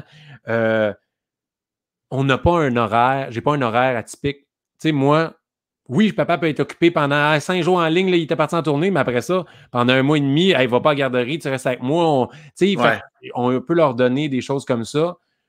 On rit vraiment beaucoup à la maison. Tu sais, on a du fun dans notre clan. C'est ça qui est important, puis on a vraiment beaucoup de plaisir. Quand même, avec Catherine, vous avez, avant même les enfants, j'ai l'impression que le côté ludique est extrêmement présent. On a juste à penser à l'Halloween. À l'Halloween, les mariages, puis tout, tu sais, on est des épais. Mariage, je mets ça à 2. Je reviens à l'Halloween, là, pour ceux qui le savent pas, là, raconte un peu, en 3-4 lignes, un peu, à chaque année. Mon problème mental? Oui. OK. Moi, genre, pour 5000 pièces de décoration d'Halloween, à chaque année, à part pour la pandémie, il y a un party d'Halloween thématique, mais avec des stunts. Genre, je décasse 2 étages, il y a plein d'affaires. Il y a un moment donné, c'était j'avais fait croire qu'il y avait une bombe bactériologique qui avait tombé à Saint-Jean-sur-Richelieu. Fait que là, il y a un message de voix que tu t'enregistres sur Internet. Alerte générale, une bombe bactériologique a atteint la région de Saint-Jean-sur-Richelieu. Des hordes de zombies ont été aperçus dans la région. Veuillez vous protéger. Et là, je disais que le gouvernement avait catapulté des antidotes. Fait que là, moi, je sors une poche de hockey avec plein de fusils Nerf. T'sais, on est 30. Là, les filles, s'il y a des astis de zombies qui rentrent ici, vous allez les tuer, OK? Puis là, il avait envoyé devant la porte, il y avait une caisse avec plein de rubans jaunes d'Angers avec une chaîne, avec un cadenas. Il y avait une énigme à numéro. Puis ça, là-dedans, c'était les antidotes. C'était des éprouvettes avec de l'alcool. Et là, le monde devait trouver ça. Moi, j'ai demandé à des amis comédiens de se déguiser en zombie. Et là, à ce moment-là, moi, j'étais dehors, devant ma porte. Et là, il y a un zombie qui me sortait de l'extérieur de la maison, qui me pognait. Ah! Là, il y a des zombies qui rentraient de la maison à travers le sous-sol, à travers les pièces. Là, les filles devaient, avec les fusils Nerf, les tuer, pendant que les gars devaient trouver des lignes pour ouvrir la cabinaison. Il y a eu une année que c'était un circus freak, et là, j'avais mis dans mon bain un costume de clown, mais tu sais, comme One Piece, là, un peu les morphs là, que tu peux te mettre. Là, j'ai rempli ça de linge, j'ai mis un stroboscope, je mettais ça dans le bain, il y avait un gros clown machiavélique dans le bain. C'était pas cool. Et à 1h du matin, je me suis mis dans le clown. J'ai enlevé le linge, j'ai mis ça dans la douche, et je me suis mis dans le clown. Et là, le monde allait aux toilettes, fermait la porte, puis... Harry Potter, ma blonde, j'y ai fait découvrir Harry Potter dans les dernières années. Fait que là, elle capotait. On fait un party à Harry Potter. Ben oui, on est 10 ans en retard, mais go, on va faire ça. Fait que le monde arrivait, il y avait le choix-peau magique. J'ai séparé tous mes invités en 4 maisons. Et là, il y avait des épreuves, la coûte des 4 maisons. Fait que là, beer pong. OK, Serpentard, envoyez vos champions contre Gryffondor au beer pong. Après ça, envoyez vos champions à Dance Dance devant la télé. Après ça, j'ai inventé un jeu de Quidditch. Pogné un Ferrero Rocher avec un fil à pêche, je l'ai mis sur un plafond. Là, le monde, c'est moi contre toi. On est sur un petit mini-balai, on se bande les yeux, on tourne, et là, on doit attraper le vif d'or qui est à quelque part accroché au plafond. Mais là, on est chaud, mon gars. C'est hallucinant. L'année d'après, Game of Thrones, même affaire, on sépare les mondes en 4 familles. Il y a plein d'épreuves comme ça. Puis à la fin, la famille gagnante, pour déterminer, ma blonde avait fait, mon gars, un trône de fer là, avec des boîtes de couches peinturées. À passer 60 heures là-dessus. C'était magnifique. Nous, c'est con. Harry Potter, les chandelles qui flottent, c'était des rouleaux de papier de toilette qu'on a peinturés en blanc. Nous autres, pendant 3 semaines avant l'hostie du party, on écoutait des séries télé, on peinturait des papiers de toilette, on collait ça. Et c'était long, là, toutes les décos, nous autres. Ça nous prend vraiment du temps. Puis à la fin de Game of Thrones, pour savoir qui allait régner dans la famille, puis vu que c'est toutes des traîtres, on dit, vous étiez 7. J'apportais 7 fioles rouges. Il y en avait 6 avec du tabasco, puis une qui n'en avait pas de tabasco. C'était toutes des fioles empoisonnées, sauf un. Fait que là, le grand gagnant, lui qui n'avait pas de tabasco, c'était lui qui régnait. Fait que c'est tout le temps des parties de même. Maintenant, il devait trouver des enveloppes. J'avais apporté un plateau avec 35 flashlights. Puis là, il fallait qu'il trouve des indices dans la maison. Mais moi, j'ai pas pensé. Hey, mon gars, moi, je pensais qu'elle allait fouiller en dessous du tapis. Il rentre dans la chambre, enlève les petits tiroirs à bobettes dans le congélateur. Je dis, non, Chris, cherchez moins que ça, là. Fait que le monde a hâte de venir chez nous parce que c'est quoi le stunt cette année? Qu'est-ce qui se passe? Mais là, moi, je décore même pas à l'Halloween. Fait que je suis capable dans la crise d'entendre ça. On parle de Pierre. Pierre déteste l'Halloween, il vient plus. Il n'a pas le goût de se déguiser comme tous les hosties de party. Mais tu mets tellement de temps, d'heures, d'énergie avec Catherine là-dessus. Est-ce que vous le récupérez? Est-ce que vous louez votre stock, Louis? Chris, tu jettes pas ça à récup le mardi matin? Mais ça nous a pris du temps. Je vais te dire, le trône de fer, ça a pris 1 mois, 2 semaines avant qu'on le... Il faut le jeter, là. Si, là, c'est des boîtes de carton. Les chandelles, on les a gardées. Tu sais, comme là, cette année, pour ma fête, juste la journée... Je traite beaucoup Harry Potter. Ma blonde a remis un peu les chandelles, puis mon garçon voulait me dire bonne fête, puis il a mis un peu de décoration d'Harry Potter. Fait qu'il y en a qu'on récupère. À cause de là, à un moment donné, moi, j'achète tout le temps, là, je vais dans un Halloween dépôt de Party Expert. Là, je vois qu'il y a une hostie de gros zombie, squelette, puis tu peux peser sur une affaire qui il commence à bouger. Une moment donné, je le mets devant ma porte, mais je rentre le fil à l'intérieur. Fait que quand les enfants viennent, ils ne bougent pas. Quand ils cognent à la porte, moi, je suis là à côté de la porte, pèse sa pédale. J'ai fait pleurer 6-7 enfants une année, là, pleuraient de rire.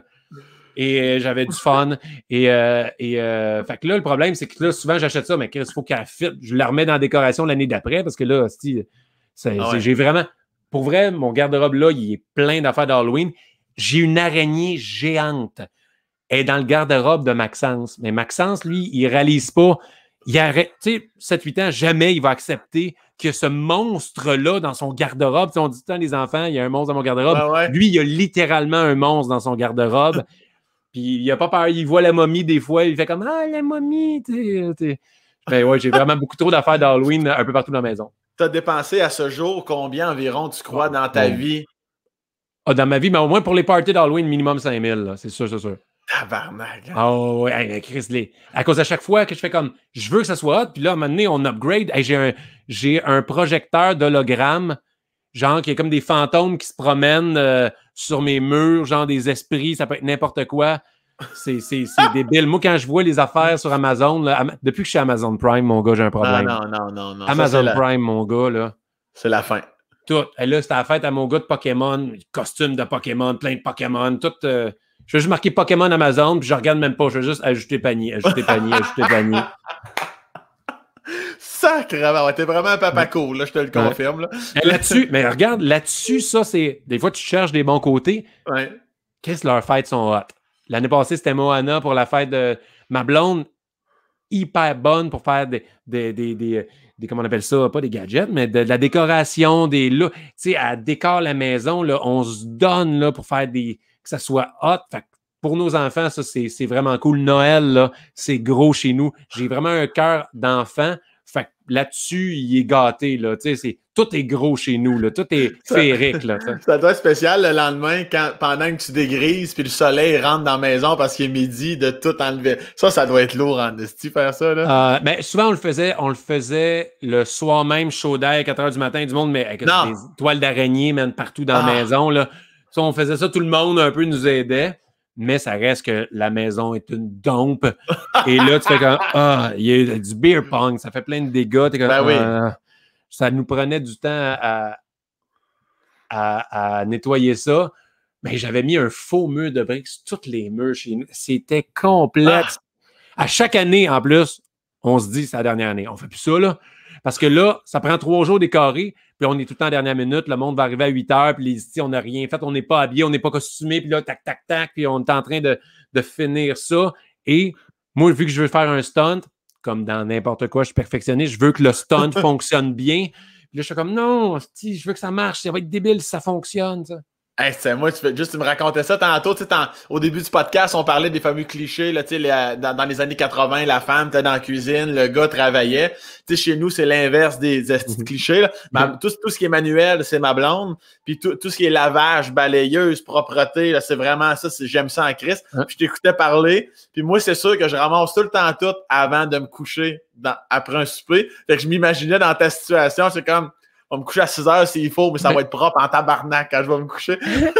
Mais c'était pas si propre, mais honnêtement, il y avait quelque chose de satisfaisant parce que c'est crissement plus vite ramassé qu'installé. Tu sais, enlever, installer les toiles d'araignée, que ça fit, la colique du tape, mais là, tu fais comme, t'enlèves tout ça, ça fait comme, ça donne l'illusion que je suis vraiment avancé, ramasser les bières. Fait que moi aussi, j'aimais ça, ce côté-là. Mais moi aussi, je suis comme ça. Le lavage, la vaisselle, le lavage, non. La vaisselle, je suis devenu un toc, je suis pas capable de me coucher ou d'aller coucher mes enfants. Attends, je vais finir la table. Mais ma blonde, c'est elle qui pose les cadres, elle a construit un jardin. Wow! Zéro manuel, mon gars. Zéro. Je pense qu'en général, les artistes, on est une plus grande gang mauvais manuellement. Ouais. Non, moi, mon beau-père, regarde, je vais te le montrer. Non.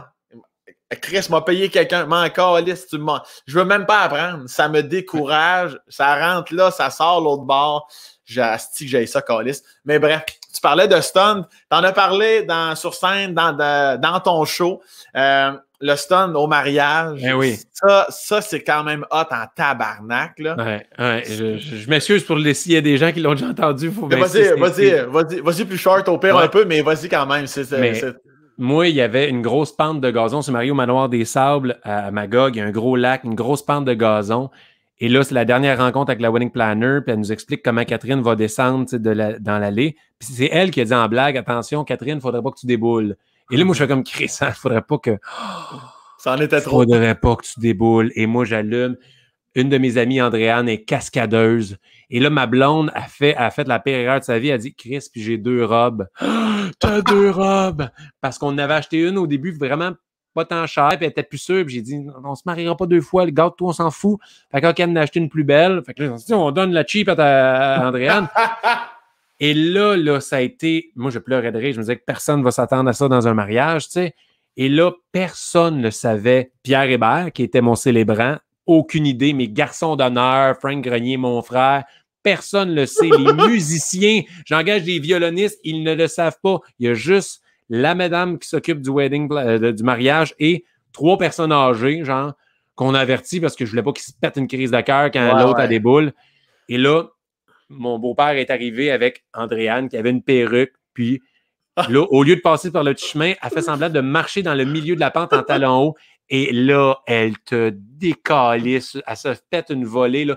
Poupou, poupou, poupou. Et là, je me souviendrai toujours du premier 2 secondes de tout le monde, là, le cri de mort. Puis après ça, tu réalises une joke parce que ça devient tellement burlesque. Ouais, c'est interminable. À la pente, la crisse à 8 km de long. Là. Ouais.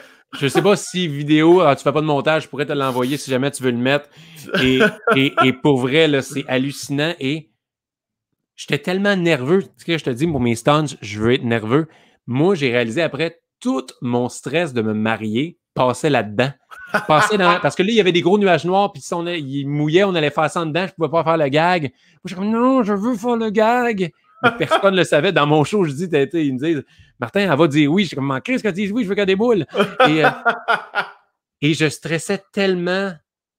Puis, je me rappelle, elle est sortie, là, puis Pierre qui est là. Oh, wow, c'est beau. Moi, je suis comme, oh mon Dieu, stand-by dans 3, 2, 1. Et là, ça va, j'étais tellement fier. Et ça nous représentait tellement, moi et ma blonde, avec les parties d'Halloween. Ah, si vous êtes cave, vous avez fait un stunt à votre mariage, une cascadeuse déboule la pente, et là, c'était le début, et ça a fait un... Ouais. Tout le monde a fait comme, tu sais, le côté protocolaire on est là, on dit c'est ton mariage, puis là, on est là, ouais, salut tout le monde, salut, tu vois du monde que tu connais, mais tu te calisses un peu, puis là, t'es comme, ça va être une longue soirée, et là, ça fait comme, OK, non, il y a quelque chose qui se passe. C'est Pierre, après, qui faisait le mot. Fait que c'était drôle. Ouais. J'avais plein de surprises. Ma blonde, elle a engagé un lutteur. Hein? Moi, je le savais même vrai. pas. Toi, t'aimes la lutte en Christ, toi. Oui. Benjamin Toll, mon ami, il était là. C'est un lutteur. Ouais. Et, tu sais, ils ont fait un roast. Mariana, Pierre, Dano, Poirier, tout le monde. Ils me roast. Après ça, Benjamin Toll, il monte sur scène. Puis là, nous, à l'époque, dans les soirées d'humour, on se donnait des chops, des claques sur le chest. Puis il dit, là, on règle ça, j'y en donne une. Il m'en donne une, j'y en donne une, on règle ça. Ça vous tente de voir ça? Moi, je suis comme, c'est que ça me tente pas, Ben. Il dit, on le fait. Fait que là, on se match. J'y en donne une. Il dit, t'es cute de penser que j'allais te faire ça. J'ai invité un ami. Et là, le lutteur Darko, il arrive. Il est genre 7 pieds, 300 livres.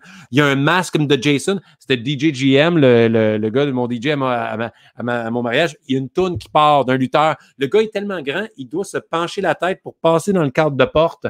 Et là, il s'approche vers moi de même. Tous les humoristes pleurent. Fait, oh mon Dieu, c'est un monstre. Moi, c'est une surprise. Même moi, je ne sais pas. C'est ma blonde qui m'a organisé ça. Et là, je dis à Benjamin, je dis, man, mon gars, j'ai pas le goût d'avoir une claque sur le chest de ce gars-là. Il me dit, inquiète-toi pas, vends la peur. Pas besoin de vendre rien, j'ai peur pour vrai, câlisse. Là, finalement, quand le méchant s'approchait de moi, Benjamin, ils ont commencé à assassiner, il a donné une claque. Finalement, ils se sont battus eux autres. Puis le Darko, il a pogné mon ami Benjamin par le cou. Il l'a levé, puis moi, j'ai tout vu au ralenti. Je fais, il va traverser la table! Il l'a levé, chokeslam, il l'a fait traverser une table. J'étais comme, oh shit! Moi, j'étais un enfant, puis je venais de réaliser, je comprenais pas ma blonde. Il y avait une table là, je dis pourquoi? Elle dit, c'est pour les cadeaux. Tellement stressé, je pose pas plus de questions. Mais Chris, c'était pour le stun plus tard qu'il y a un lutteur qui allait traverser cette table-là. Calvaire! Hey, j'ai fait une chorégraphie des Backstreet Boys. J'ai eu un Michel Terrien du Canadien de Montréal qui nous a souhaité un bon mariage à la part du Canadien. Hey, j'ai eu plein de vidéos d'humoristes qui ne pouvaient pas être là. Moi, j'ai demandé à sa grand-mère, 91 ans, elle ne pouvait pas être là, fait que j'ai fait un beau vidéo. Tu sais, on dit qu'il y a Corinne Côté, des humoristes qui parlent. Là, il y a sa grand-mère, je ne peux pas être là, mais je t'aime. Et là, ben, juste avant, c'était JF Mercier. JF, qui m'a fait confiance. J'ai dit, JF, j'ai une idée. Tu devrais dire une affaire comme, en tout cas, Catherine, Martin il est chanceux que, tu sais, sinon, moi, Catherine, c'était célibataire, la fourre. Puis je dis, garde-toi, dis n'importe quoi. Moi, je vais mettre des bip, bip, bip, bip, bip. Il m'envoie une vidéo un moment donné. Il me dit, Martin, je te fais confiance en tabarnak, là. Parce que si quelqu'un tombe sur cette vidéo-là, là, c'est 2 minutes de vidéo que JF varlope ma blonde. J'ai fou dans la tête! Et là, moi, je fais juste faire des bip. Fait que là, ça part de JF qui fait ça à sa grand-mère qui revient, la tête dans le four! Bip, bip. Et là, Et là, à la fin de toute cette vidéo-là, je dis, il y a un texte qui apparaît. Catherine, j'ai même retrouvé tes vieilles amies de patin. Ma blonde a fait du patinage synchronisé de haut niveau quand elle était jeune. Ouais. Et là, ça a tout fait.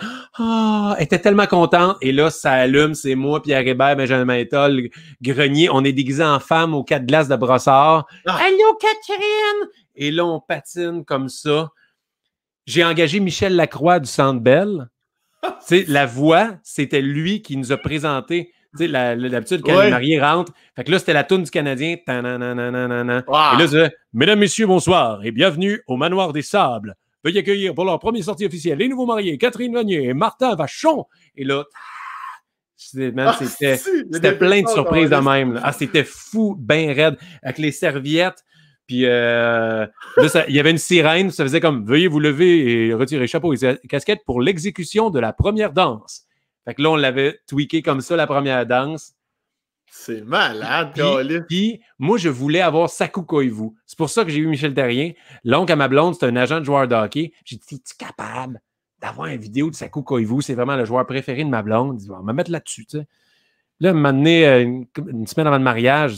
Ça n'a pas marché. Hein? J'étais là-dessus. Puis là, finalement, il me fait comme comprendre que Simon Gagné puis François Beauchemin, on a essayé de le texter, mais il ne répond pas. Je suis comme, attends une minute, moi, je suis un fan de hockey. Tu dis que Simon Gagné, puis il essaye d'avoir des infos pour mon mariage. Comme, la veille du mariage, il m'envoie une vidéo. Hey, j'ai pas ça à coup, mais je pense que tu vas être content. Là, je quitte Catherine, je m'envoie dans mon ordi. C'est Michel Terrien dans le bureau du Canadien de Montréal. Il y a le sou du Canadien. Au nom de l'organisation, on va juste dire bravo, Martin et Catherine, on vous souhaite un bon. J'ai comme oh my God! Fait que là, après le vidéo des filles qui patinent, c'était nous autres, il y avait un noir, puis pop, Michel Terrien popait. Hey, tous mes chums de gars qui trippent hockey, ils avaient capoté à Michel Lacroix, là. Ben voyons donc, t'as le coach canadien, Colis! Hey, c'était que ça. Puis ça a été une soirée parfaite. Tu sais, encore, je me souviens tout le temps de Joe Robert, je dis que personne ne veut se marier après toi, genre dans l'année suivante. Après, il y avait des vox pop, il y avait des vidéos humoristiques. C'était malade, là, comme mariage. Mais là, vous êtes conscient que vous pouvez vraiment pas vous divorcer, là. Hey, mon divorce va être écœurant, il va y avoir des éléphants pis tout, Tabarnak! Là, ta demande, tu l'as faite comment, tabarnak? Tu l'as faite en Australie, dans les eaux profondes, dans des coraux, puis... Non, même pas. C'était plus ordinaire. C'était pour les 30 ans de ma blonde. J'avais loué le lobby bar. Il y a une petite salle privée en arrière à Montréal. Ouais. On a fait une petite party privée avec tous des amis. Puis à un moment donné, j'étais allé là, puis j'ai fait des jokes. Moi, d'assis d'épais pour regarder des romantiques. Tu sais, je me mets à genoux, à les yeux bandés. Elle va me le dire plus tard, mais elle pense que c'est un go-go boy. J'ai fait venir un go-go boy, là, tu sais. Puis je me souviens toujours, quand j'ai pris, juste dire un mot, t'as Pence, François Bouliane, qui dit « pas un hostie de guerre des clans », parce que je faisais, dans mes soirées d'humour, je faisais des jeux avec le public, c'était la guerre des clans. Lui, il savait pas que j'allais demander en mariage. Après, il dit hey, « je m'excuse tellement, je voulais pas. » Non, c'est pas grave, tu sais pas. Et là, je me rappellerai toujours, j'avais dit « Hey, je pourrais pas imaginer ce que ma vie serait sans toi. Je sais pas où je serais sans toi. On s'entend que sans toi, je coucherais à gauche puis à droite. » Mais je vais comme... Pourquoi j'ai dit ça à la demande en mariage? Et quand elle me dit oui, j'ai dit t'es sûr? Parce que j'ai encore la facture. Si tu veux, on peut s'acheter un spa. fait que tu sais, ça a été plus normal. C'était plus à l'heure de son anniversaire de 30 ans devant sa famille et amis. J'avais demandé. Puis la bague était trop grande. J'avais pas la grandeur des doigts exacts. Fait que là, elle était comme peut-être trop grand. Un esti de frette. Mais c'est cool devant la famille aussi. Toi, tu dois être le genre parfait. Toi, tu dois bien t'entendre avec la belle famille en Christ. Oui. Je m'entends bien. Je les aime beaucoup. Puis, tu sais, ma famille, tu sais, comme j'ai pu effleurer tantôt, il y a eu des super beaux moments. Moi, j'aime ma famille, puis je suis la personne que je suis à cause de ma famille, de l'entourage. Mais, tu sais, il y a des fois, il y a des frictions, des choses comme ça. Mm-hmm. Du côté de ma blonde, elle, tu sais, ses parents se sont séparés, puis se sont jamais chicanés devant les enfants. Tu sais, c'est une famille de l'amour, puis tu sais, c'est une grande famille, tout le monde s'aime. Fait que, tu sais, il y a quelque chose que j'aime aussi. Je suis bien à Noël dans leur famille, tu sais, j'aime beaucoup ça, puis je les aime beaucoup, puis c'est une famille qui joue à des jeux. C'est là que j'ai découvert Loup-Garou, et tu sais, avec ce gang-là, fait que, tu sais, je les aime vraiment beaucoup. Ma belle-mère nous aide tellement là, à la maison. Elle vient nous aider à plier du linge. C'est elle qui plie le linge. Et moi, ça me fait rire. Elle s'appelle Joanne, mais vu qu'elle plie le linge, elle fait... c'est une belle maman qui... Arrête de faire la vaisselle. Non, je veux juste t'aider, puis ça a fait tout ça. Moi, je l'appelle Consuela. Merci beaucoup, Consuela. Il reste un peu de linge, tu sais. Et fait que je m'entends super bien avec sa famille. Tu vas comme en quelque sorte rechercher un peu peut-être certains petits trucs que tu as moins dans ta famille avec la belle famille. Un peu, oui, un peu. Mais j'ai découvert ça, c'était plus dans le temps des fêtes.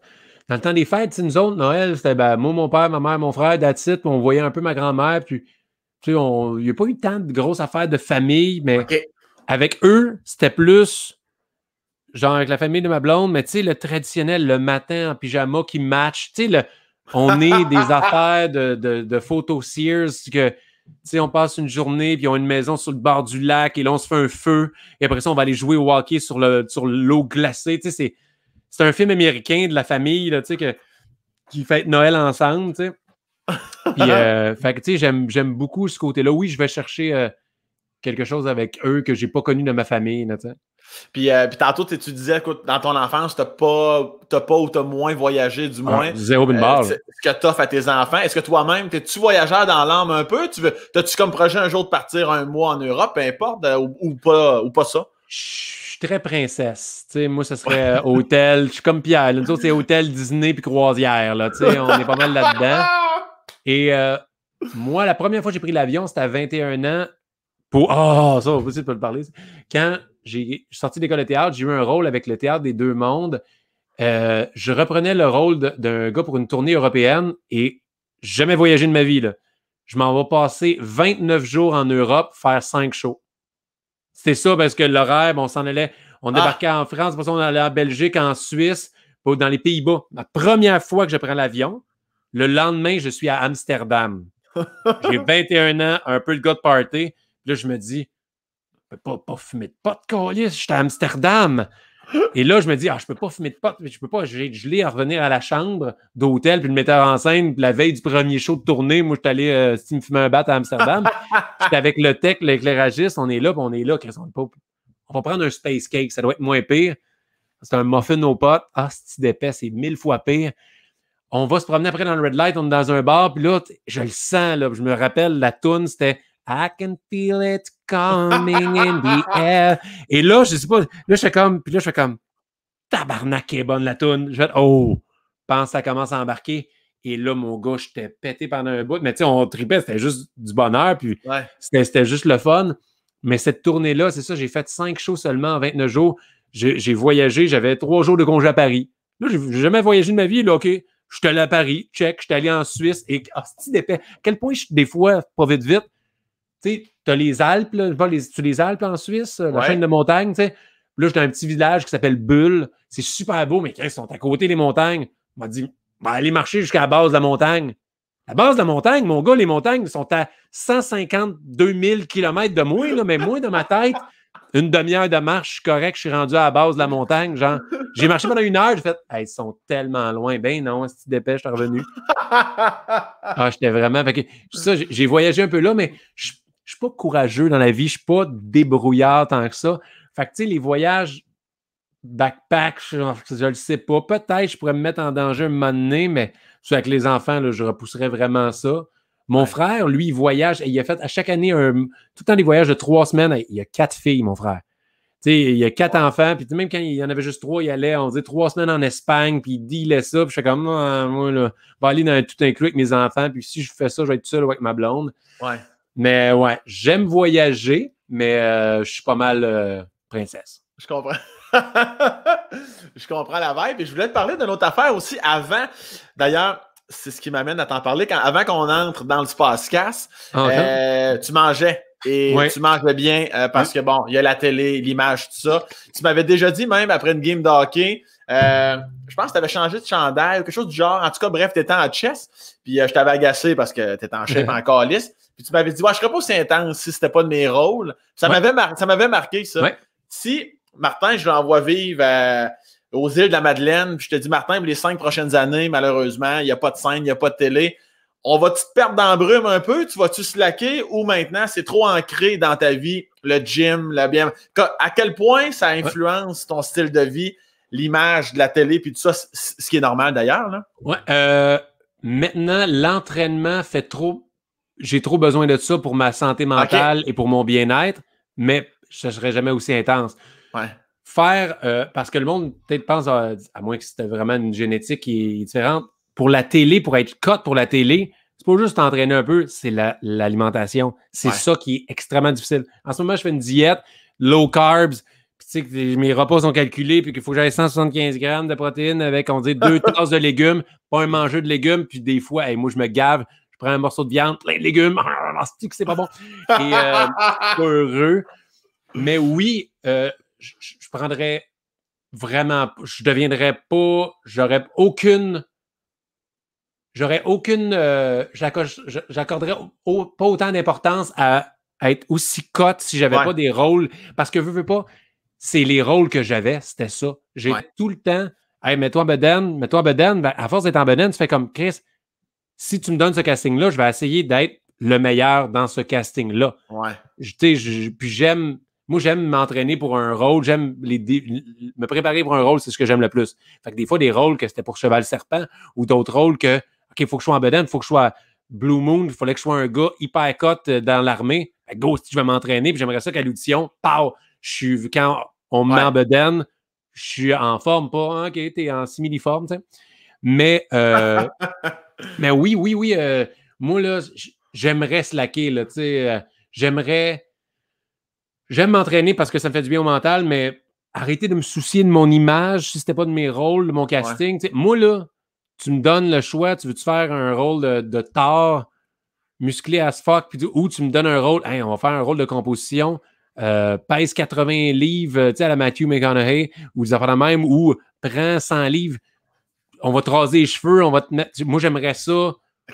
Pas être fake, de ne pas focusser sur un côté esthétique à ce point-là, oui. Mais l'entraînement, si moi, dès que ça spin là, dans ma tête, là, je travaille, puis OK, là, j'ai trop travaillé, il faut que j'aille m'entraîner parce que je veux juste... Puis il y en a qui s'entraînent, puis je pense à mes affaires pendant que je m'entraîne. Non, moi, je pense à fuck all. M'entraîne, puis je survis. J'aime m'entraîner, mais je me donne tout le temps à 80%. Moi, c'est ça. Ma coach, elle fait comme Chris, t'es lâche. Mais tu sais, je m'entraîne 5-6 fois semaine. Je ne suis pas si lâche que ça. Mais la rep de plus qui va faire vraiment, je suis déjà beau que je suis 7. Déjà bon que je suis 7. Moi, j'ai les excuses faciles là-dessus, genre. Ouais. T'as-tu un gym chez toi? Ah non, t'as dit ta coach, fait que tu vas t'entraîner au gym. Oui, mais pendant le confinement, là, j'étais tanné un peu de faire de l'entraînement de mon CrossFit à la maison. J'ai commencé à m'entraîner avec ma blonde. On a commencé à faire des affaires de beachbody, pour ne pas le nommer. Il y avait des entraînements un peu plus. Puis, j'ai aimé ça, m'entraîner avec ma blonde. C'était un moment, nous deux ensemble. Puis, c'était bien plus vite. T'sais. Moi, là, m'entraîner prend 20 minutes. On dit, 15 minutes me rendre, 20 minutes me réchauffer parce que je vais faire des charges lourdes. L'entraînement dure 1 heure. Là, je sors. Fait que, ça me prend 2 heures dans ma crise de journée. Je reviens. Là, il faut que je me change, je commence à travailler. Avec elle, c'était des entraînements de 40 minutes, 30 minutes. Mais j'étais dans mon bureau en train de travailler. Monte en haut, m'entraîne. 40 minutes tard, j'étais avec mon shake en train de retravailler. J'aimais ça. Ma blonde, tu sais, c'était triste parce qu'on a développé. Elle était comme quand les gyms ont réouvert, elle fait ça veut dire que je vais te perdre. J'étais comme ouais. C'est comme quand il y a un épisode des Simpsons, Homer, il boit avec Marge. Puis là, quand les bars réouvrent, Marge est comme ils vont perdre leur partner de brosse. Ça me faisait rire. C'était comme je vais retourner au gym, mon amour. Mais j'avais développé on aimait ça s'entraîner ensemble. Puis C'était quand même une belle solution, parce que j'imagine aussi, avec les enfants, tout ça. Tu sais, comme moi, j'ai pas d'enfants, on a un peu le même beat de vie, puis c'est quand même dur des fois de voir ma blonde, tu sais, à cause de nos horaires, tout ça. T'arrives comment, Chris, pour avoir tes moments avec ta femme? Des fois, on dit, les shows, elle va venir. Des fois, elle va venir avec moi. Nous, c'est le soir. Le soir, soit dès on couche les enfants, on dit, il est 8h30, là, c'est fini. C'est ça, notre moment. Et des fois, on réalise, tu sais, je dis que je fais le ménage un peu, mais notre maison, on est des enfants bas âge, notre maison est un peu une dompe. Tu sais, tu savais le nombre de boîtes, on n'a même pas tout. On est allé en camping la semaine passée, il y a encore des affaires qui traînent du camping dans le salon en bas qu'on n'a pas encore rangé. Mais, tu sais, au lieu de focusser ces affaires-là, nous, ça fait qu'il est 8h30, là, on pourrait ramasser, préparer les repas pour le demain, tu sais, préparer le linge pour les enfants. On fait fuck off, on s'assoit, on écoute nos séries ensemble, on passe du temps de qualité ensemble, on rit Moi, ma blonde, on rit à tous les jours, à tous les fucking jours. On va rire, on va se faire des jokes ou on va écouter des séries. Là, je viens de faire découvrir Friends. Elle n'avait jamais écouté Friends. Hey. On est rendu saison 9, épisode 15. Puis, tu sais, à chaque soir, même si je suis brûlé, puis comme hier, il était rendu 10h15. Nous, on se couche tôt maintenant. Il est 10h15, je fais faut qu'on vive notre moment ensemble. Fait qu'on est allé en bas, on écoutait un épisode de Friends, puis même si on était brûlé, on s'en allait se coucher. Puis, tu sais, on le vit là. On le vit le matin. Ma blonde, elle travaille de la maison. Fait que quand les enfants sont à la garderie, oui, même si ça travaille, on peut se côtoyer. Je suis un hostie de fatigant. J'écris des jokes. Moi, je vais tout le temps aller vouloir tester mes jokes. T'sais. Ah oui, hein? J'attends pas que j'ai 5 minutes. Né une, m'en va avoir. Ça, c'est bon? Non, ta gueule, tu sais pas de quoi je parle. OK, là, j'en reviens. Conseil à toutes les filles qui voudraient dater des humoristes dans la vie. Quand un chum te teste une joke, on veut juste que tu ris. On veut pas ton opinion pour vrai. Ah ouais, t'es tests à ta blonde, toi. Ben ouais, souvent, mais souvent, c'est des affaires, souvent, c'est des anecdotes qu'elle a vécues où j'en ai parlé de mes idées, fait qu'elle a un update, fait que hey, j'ai une nouvelle joke. Quand tu sais que je disais ça, je dirais ça, ah, c'est mieux ça, tu sais. Et fait que ouais, puis des fois, je dois dire, elle a quand même une bonne opinion. Des fois, elle me fait, tu sais, je refuse de voir que c'était un peu convenu ou c'était facile ou mais non, tu vas pas dire ça. Non, ta gueule, là. OK, on va faire d'autres choses. Mais ouais, fait que je teste ça. Est-ce que tu souhaites secrètement que tes deux ou qu'un de tes deux garçons fasse ce métier-là? Ben, ça me dérangerait pas. Moi, ça me dérangerait vraiment pas parce que c'est un Christy de beau métier. Oui, c'est difficile. Il y a des artistes qui disent « Oh non, je voudrais pas que mon enfant fasse ça parce que c'est difficile. » Oui, c'est difficile, mais si tu travailles fort, il y a plus de bons côtés que de mauvais côtés à notre milieu. Là. C'est une vie vraiment belle, mais tant qu'il est heureux. Liam, tu sais, Maxence, ils font souvent des petites vidéos avec moi, mais surtout Liam. Liam est bon là-dedans.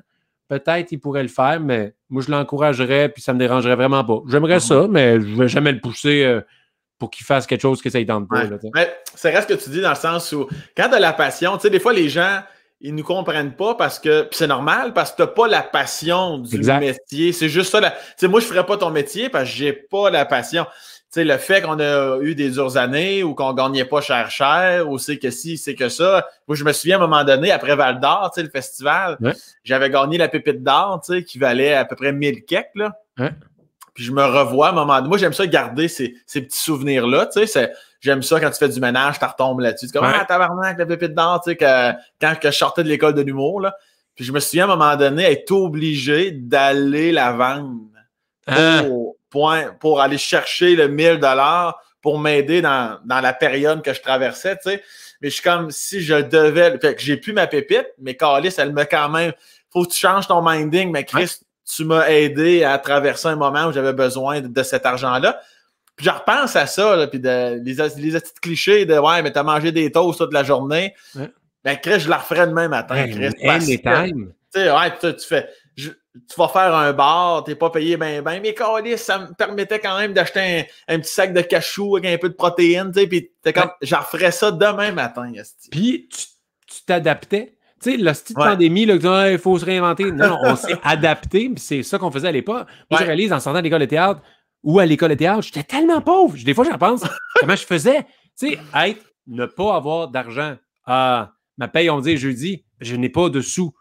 Mais non, tu veux. Non, t'as zéro, là. T'as zéro. Je peux pas acheter un Pepsi, j'ai rien, là. Hey, je mangeais des sidekicks. C'était pas un sidekick, c'était mon repas, là. Les sidekicks, c'était des pâtes, c'était mon repas. Et je fais comme, comment je faisais? Mais j'étais heureux. Quand je t'en parlais, plus belles années de ma vie, j'avais du fun party. Encore, il sait. Tu sais, puis mon frère est actuaire, ça m'a fait. Je dis, man, jamais je ferais ta job. Mais moi, même si on travaille fort, j'ai pas l'impression de travailler une seconde dans ma vie. Voilà. J'ai pas l'impression de travailler, puis je peux travailler 80 heures semaine, focusser comme un fou, puis faire de l'anxiété. Ça va-tu être bon ce bit-là? Je m'en fous.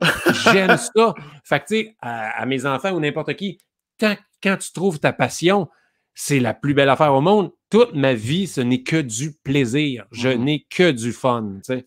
À part quand je pleure dans les loges. Dans les loges de la galère, puis je fais comme, c'est-tu que je suis pas bon comédien? Morale de l'histoire, lâche le théâtre, ces affaires-là, là, va en humour, tu vas être correct. Chris, mais c'est tellement le fun. Je te remercierai jamais assez, mon beau Martin, hey, pour le beau moment. Je te renvoie ce que tu viens de me dire. C'est moi qui ai eu beaucoup de fun et beaucoup de plaisir. Ah oui, puis je me suis vraiment livré. Et vraiment, t'es bon. Tu devrais offrir tes services comme psychologue. On en a parlé tantôt. Les gens se livrent avec toi. Ben, j'avoue qu'une centaine de piastres de l'heure, Chris, ça serait pas pire. Ouais, bon, exact. ben, je t'attends. Viens-t'en chez nous après-midi, on va tout faire ça. Bon. Martin, merci. Je te laisse aller vivre ta vie avec tes enfants. Oui, va aller me baigner, là. Oui, ta piscine qui commence à être brouille, fais attention. Vous êtes brouillé, mais c'est la pandémie. Je ne sais pas quand ça va passer, peut-être à l'automne, mais en ce moment, gang, vous rappelez-vous cet été quand il faisait 40? C'est aujourd'hui. Merci, mon beau Marty Boy. Au plaisir de se revoir, puis on se crosse le cul. On se crosse le cul! Ça, c'est les jeux. C'est pas très vulgaire, ouais, ça. Exact. C'est un avant-goût de nos textos. Attention à toi, mon vieux. Ciao, mon beau bonhomme. Bye.